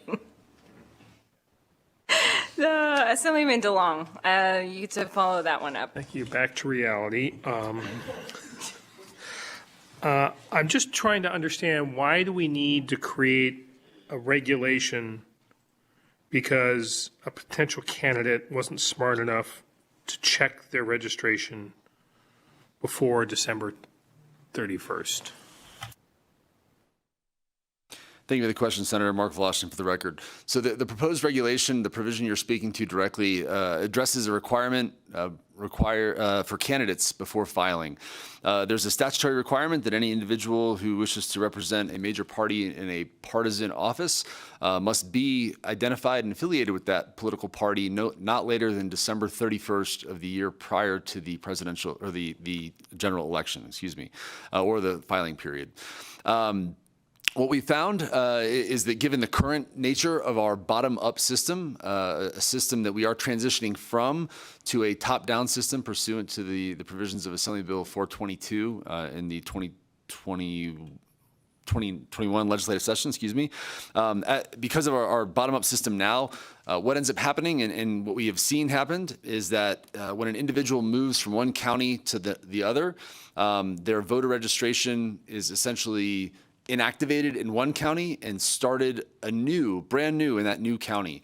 And this proposed regulation addresses that. We've had candidates who have moved from one county to the other towards the end of a calendar year, gone through the automatic voter registration process when they got their new driver's license as required, and was unaware, having said, well, I've been this party affiliation my entire life. I'm just going to leave the automatic voter registration party affiliation blank, not realizing the technical nuances of our system, that in fact that new county that the individual lives in simply doesn't know that they have been affiliated with a major political party for their entire life. As a result, they're instantly identified as being other or nonpartisan, and that designation has in some cases caused a slight issue with some of these candidates. This doesn't allow a deviation from the statute, of course. And in fact, the impetus for this proposed regulation was a candidate who moved to a different county, received, after going through the DMV automatic voter registration process, received the notification from the county election official that always follows any AVR transaction, identifying that the political party for that individual had been designated as other and nonpartisan. The individual immediately went to the county election official and changed it back to their party affiliation of that major party. So this regulation simply clarifies that in those cases, and because the statute identifies that the candidate had to have changed their party affiliation, they must have acted to change it from major party to something else after December 31st, or retained prior to December 31st a party affiliation that was not one of those two major parties. They get to January, late February, start to think about filing for office, and then realize at that point that they are still affiliated with a party other than the major party they want to represent, this does not cover them. Those individuals who did not check, just like you said, prior to December 31st, and then only realized it later, and I'll tell you, we've had a number of candidates who have identified that as well. Those individuals are not covered by this regulation. This simply addresses the nuances of our bottom-up system, and I will tell you that this is a regulation that we will eagerly recommend repealing once we have transitioned successfully to our top-down system later in 2024. So this will likely be null and void and moot for the 2026 candidate filing period that is just around the corner.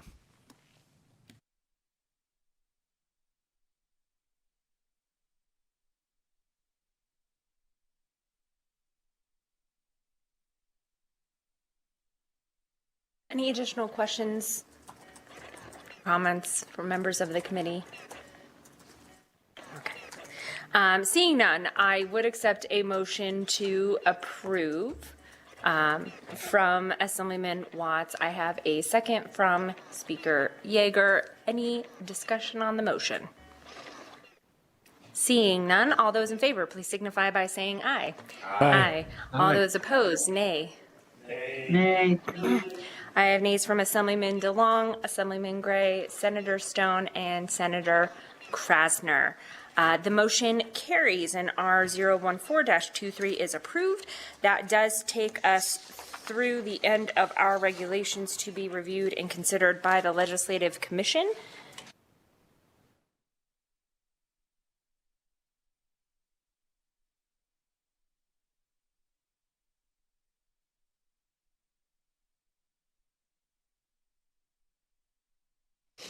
If you wouldn't mind a quick closing comment, Madam Chair, before we head out.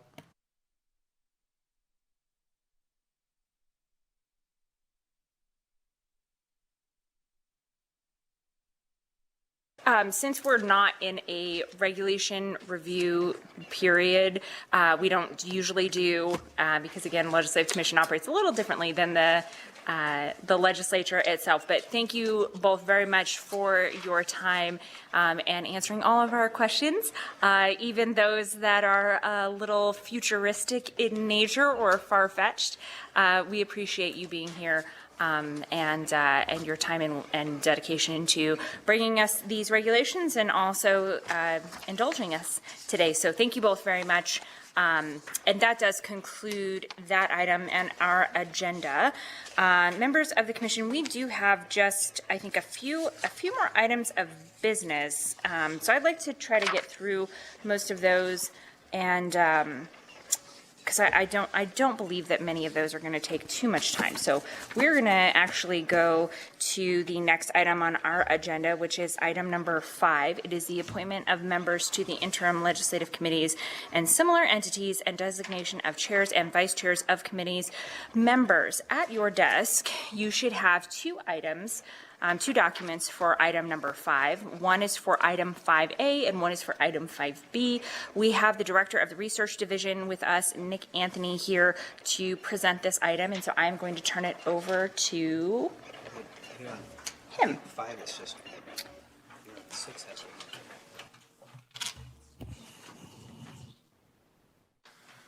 Thank you, Madam Chair. Nick Anthony from the Research Division. Pleasure to be with the chair, with the Commission today. Before you for item 5, there is one handout including your materials, and it's labeled at the top, designation of chairs and vice chairs of the joint interim standing committees pursuant to NRS 218E 320. These are the so-called AB 443 committees, and as you'll see, that document lays out the recommended chairs and vice chairs for the Commission to consider action upon. Be pleased to answer any questions, Madam Chair.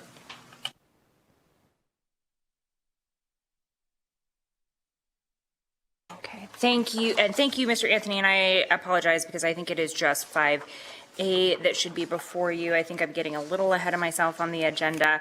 And so any members of the commission have questions on item 5A? Speaker Yeager, not a question, but a comment. Thank you, Madam Chair. Just a quick comment, because I know I will probably get asked, as will you. The item today is just to designate the chair and vice chair so they can start planning, but the additional appointments of the committee members will be made directly by respective legislative leadership, the 4 leaders of the caucus. So those appointments are coming, but don't need to be approved by the Legislative Commission. So if you are looking at this document and wondering who the other members are going to be and whether you're going to be one of those members, stay tuned. That will happen in due course, and just wanted to make sure that was clear on the record to hopefully avoid some questions. And I would move to approve if there are no other questions.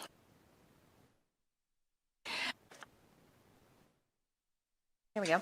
I do not see any other questions or comments from members of the commission, so I will accept that motion. I have a second from Assemblyman DeLong. Any discussion on the motion itself? Seeing none, all those in favor, please signify by saying aye. Aye. All those opposed? And motion carries unanimously.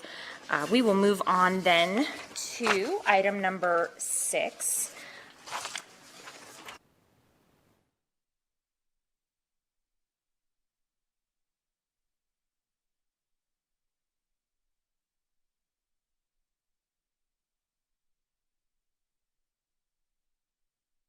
Members of the commission, we will move on to the next item, which is item number 6. It is the appointment of members to non-legislative committees and similar entities. You should have 2 items at your desk for consideration, and I am going to turn it over to our director of the Legislative Council Bureau, Ms. Brenda Erdos, who will assist us with this item.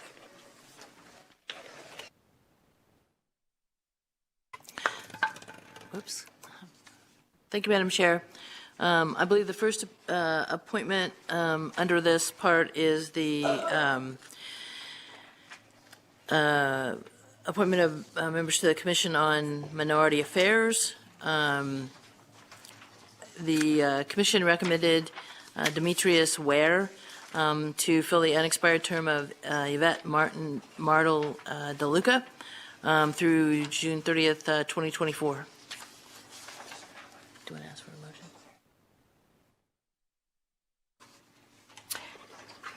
And do I have a motion then to approve item 6A? So moved by Speaker Yeager. I have a second from Assemblyman Watts. Any discussion on this item? Seeing none, all those in favor, please signify by saying aye. Aye. Aye. All those opposed? Motion carries unanimously. Ms. Erdos, please. Thank you, Madam Chair. The second appointment item today is the appointment of 2 members to the Advisory Council on Mortgage Investments and Mortgage Lending. The council has requested that we reappoint, or that you reappoint Fred Grant Jr. For a second term, and to appoint Kevin Cordell as a new member. There's informational materials regarding Mr. Cordell on your desks.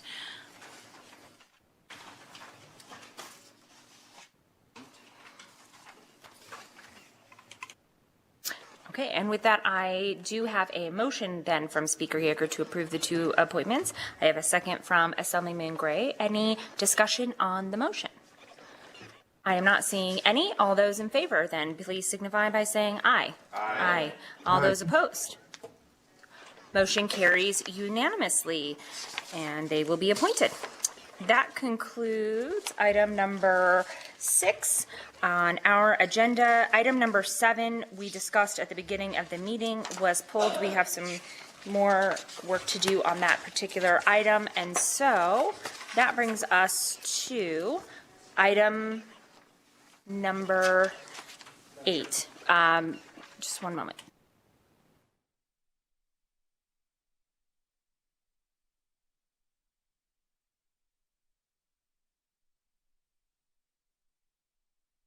And there was a request. We were going to entertain an appointment to Commission on Ethics, but that one we have to have some further discussion on as well. So we are not considering that particular appointment today. And that had been previously under item 6. We are now on item 8, which is our final period of public comment. comments. If there is anyone in person here in Las Vegas who would like to give public comment, please go ahead and take a seat at the chairs here. If there's anyone in Carson City, and I'm not seeing anyone, but if there is anyone outside the view of the cameras, please go ahead and fill those seats up there at the table, and then we will go to those joining us by telephone. Again, as some reminders, please make sure that you identify yourself for the record every time you speak. Please state and spell your name. We will continue to limit this to 2 minutes per person, and we can, of course, always take additional comments in writing if there are additional comments to be given. And so we will start here in Las Vegas. Please go ahead and hit that microphone button, identify yourself, and spell your name for the record. My name is Leslie Quinn. Leslie, last name Quinn, Quinn. I oppose R00823 because it removes voter election and gives a certain party the edge to select a presidential candidate. I oppose R00923, R01123. I oppose R01223. Military personnel working with advanced warfare equipment should have the foresight to ask for help before voting twice. I oppose R01323, R01423. I support hand counting, but I oppose R222 because of the many holes in it. Since when are machines 100% accurate? A machine is only as accurate as it is programmed and any environmental conditions it's placed in. Just as we have HIPAA regulations, safeguards can be put in place, such as cameras when hand counting is in process. This will help support voter privacy and transparency. Earlier, someone said he spoke with Democrats that wouldn't vote if their vote was subject to being hand counted. I query if those same people still go to a doctor when their medical records are passed to different doctors. Of course they would. We must restore transparency and trust in the vote.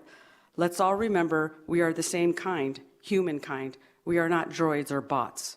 I believe many Nevadan U.S. citizens would appreciate voting on one single day. It would save taxpayer money, time, and heartache.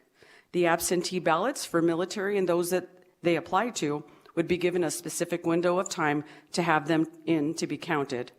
Please be a proponent for restoring trust in the vote. And just because something is law doesn't make it right. Laws don't make morals. Morals make laws. Thank you.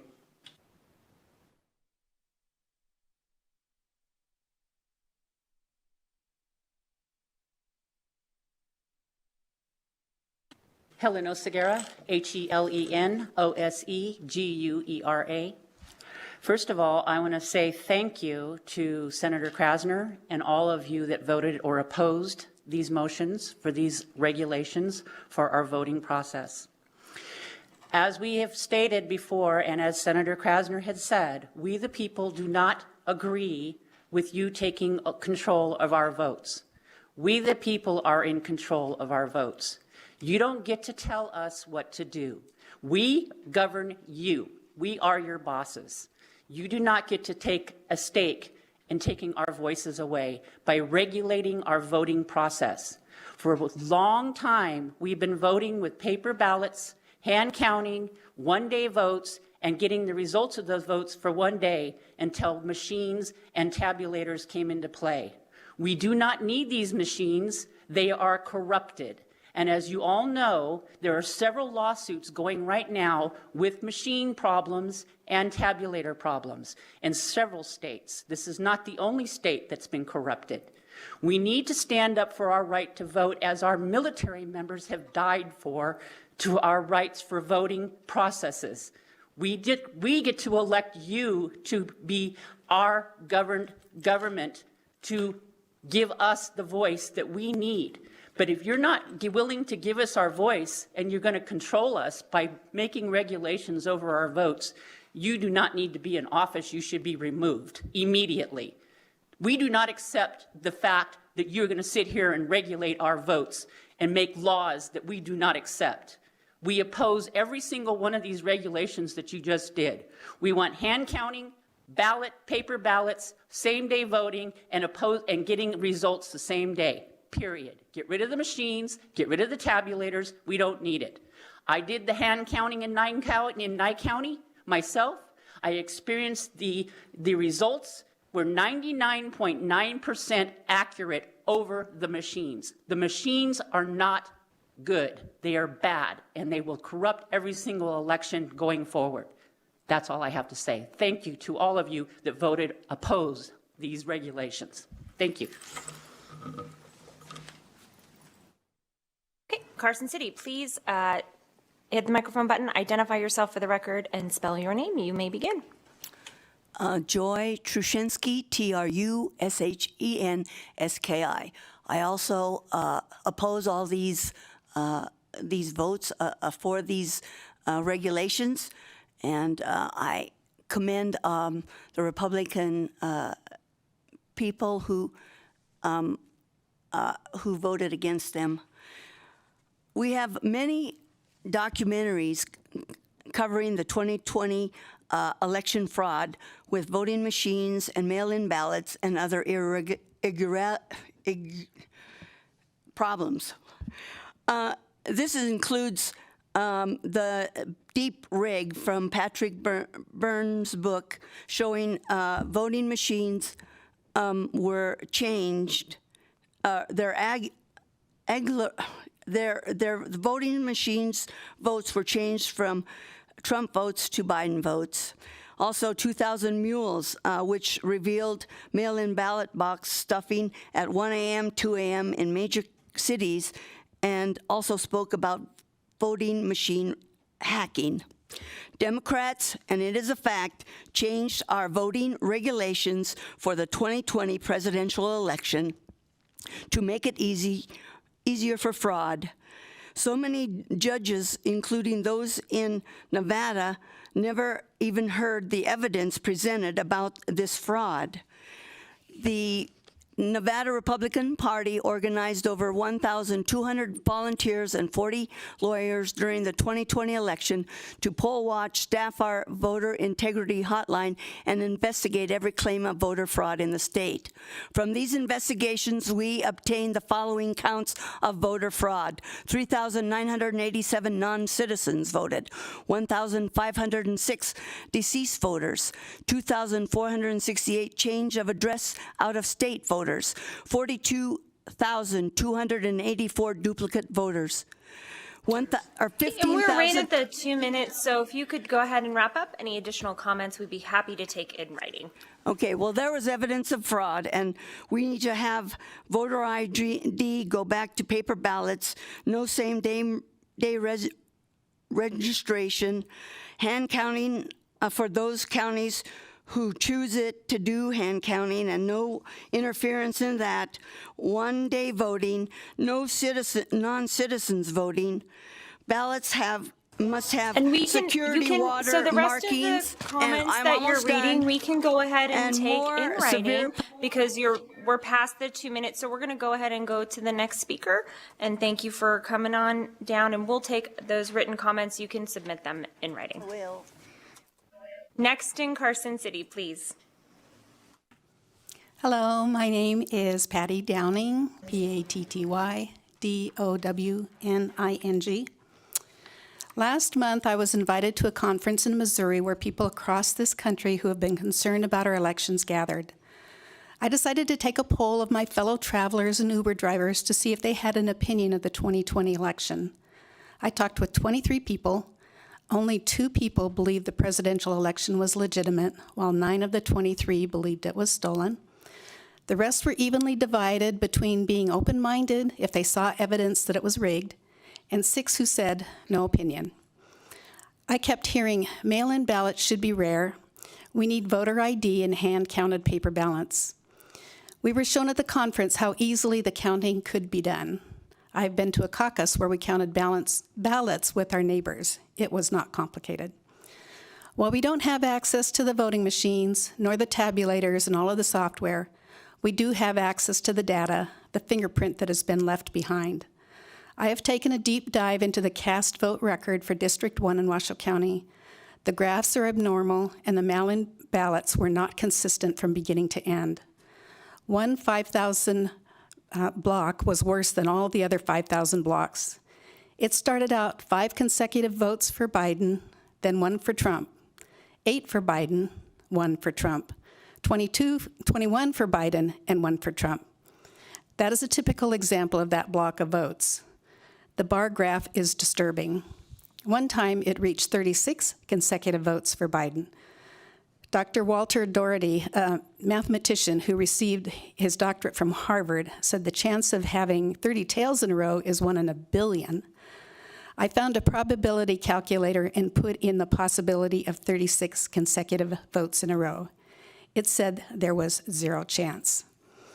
Jeff O'Donnell, a system and database engineer, ran 100,000 elections to see what the upper and lower limits of what a normal election looks like. In the beginning, there is a lot of leeway, but it settles into a narrow range. If you could go ahead and wrap up, you're right at the 2 minutes, and we can take anything else in writing. Okay. But it settles into a narrow range at the end. The graphs for the mail-in votes for Washoe and Clark counties do not fit in those parameters.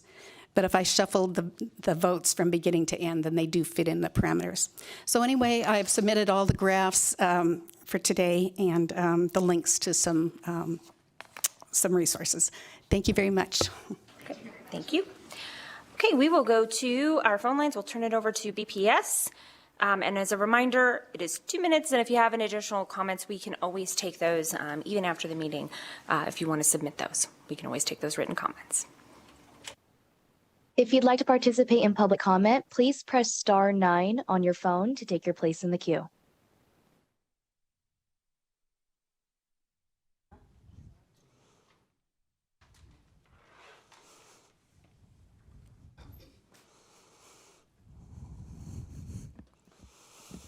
Caller with the last 3 digits, 698, please press star 6 to unmute yourself.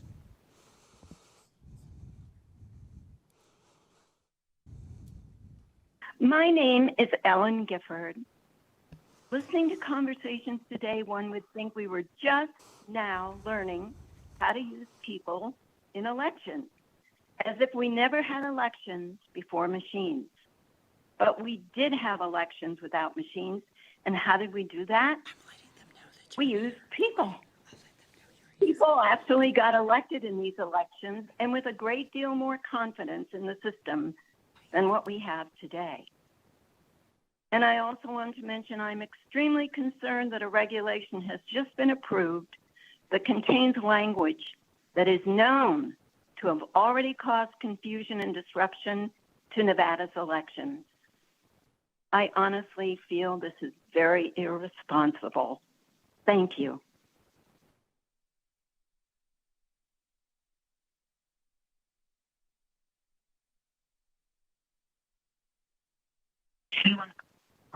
Good afternoon. This is Tracy Thomas again, TRACEYTHOMAS. I didn't get to speak about this before. I wasn't notified about the workshop, so I didn't get to have a chance to put any input. So in the future, when these regulations are revisited for the primary and the general next year, please address R200-22A, page 3 and 10. Item 3 needs to be struck from this regulation due to its direct violation of NRS Statute 293.363 and 293C.362, which stipulates the counting procedure must be public and continue without adjournment until complete. These statutes are actually mentioned under Section 5, Item 1 on page 5, and Section 12 on page 13. NRS 293.365 and NRS 293C.365 should be added to the end of these items respectively. NRS 293.365 states, no counting board in any precinct, district, or polling place in which paper ballots are used may commence to count the votes until all ballots used and unused are accounted for, not just the electronic ones, but the mail ones as well. Since mail ballots are received until Saturday after Election Day, this statute indicates that absolutely no vote should be counted until the last ballot is received on that Saturday. And then on R01123A, please also address at the add to on page 14, item 1B, of the number of persons who cast ballots on that day at each polling place located within the jurisdiction. The county clerk is supposed to report it. You must add that the number shall not disclose any breakdown of party affiliation. In order to comply with the Nevada's Voter Bill of Rights, codified in NRS Statute 293.2546 and Title 52 of the United States Code, which would also reduce the disenfranchisement. And you are at the 2 minutes, so we will ask you to go ahead and wrap up, and we'll take the rest of your comments. You can submit them on writing, in writing to us. I appreciate your consideration and time today. Thank you.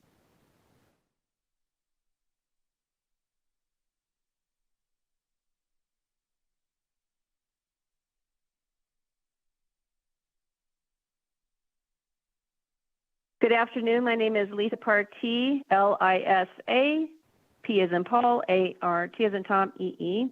To take control away from county clerks' control of elections, essentially centralizing the elections under a partisan office and control, is not in our best interests. As the lady said earlier, the Pandora's box is the machines. We never had such concerns of validity of elections until these hackable and manipulative machines were implemented. Hand counts were previously always done in a day.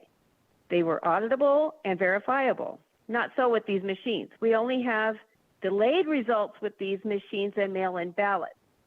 During session, a woman voting in Reno saw her selection changed 3 times before her eyes, and despite her reporting it, they never took the machine out of service.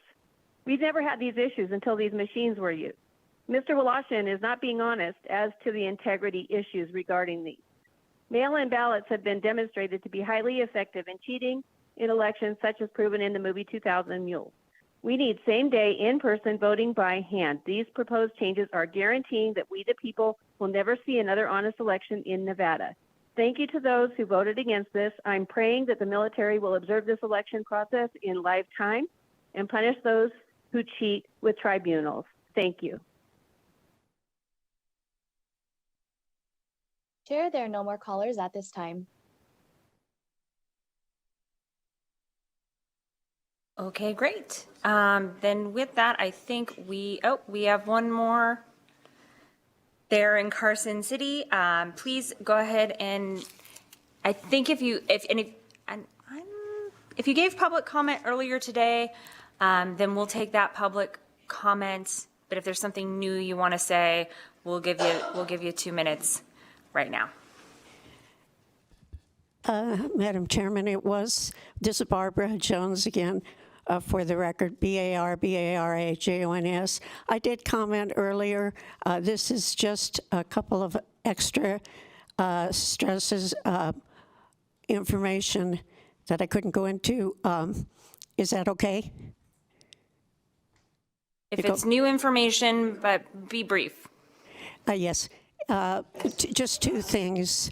First, I agree, and I'm very proud of the no votes on the election bills, and we thank you. Also, I can see that enough people aren't getting what's happening in our state, and I've researched so much on the VREMS project, and your information is election information, personal information is going to be going into databases nationally and internationally. The Secretary of State's office testified that there was no identification. One of the bills did require it.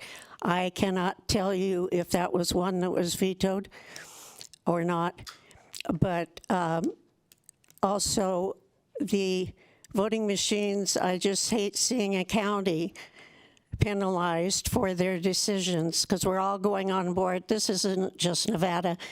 And the machines were a problem as early as when Dean Hiller was Secretary of State, and I went to him and watched my vote get flipped. Also, I voted in every election, and I checked my record, and one wasn't counted, and believe me, I voted. There's lots of witnesses that were voting with me. So I'm sad for our state, and I'm sad for the country, and I just hope people will be waking up more to what's going on. It's not just Republicans, Democrats, And you're at that individuals. you're Thank at you, the ma'am. 2 minutes, so. Thank you, No, ma'am. thank you. All right. With that, then we will close item number 8. I want to thank everyone for sitting with us this afternoon, and for all of the commission members participating, and all of our staff that, of course, gets us to this point and helps us get through these meetings. We appreciate everything you do. So with that, there's no further business to come before the Legislative Commission at this time. This meeting is adjourned.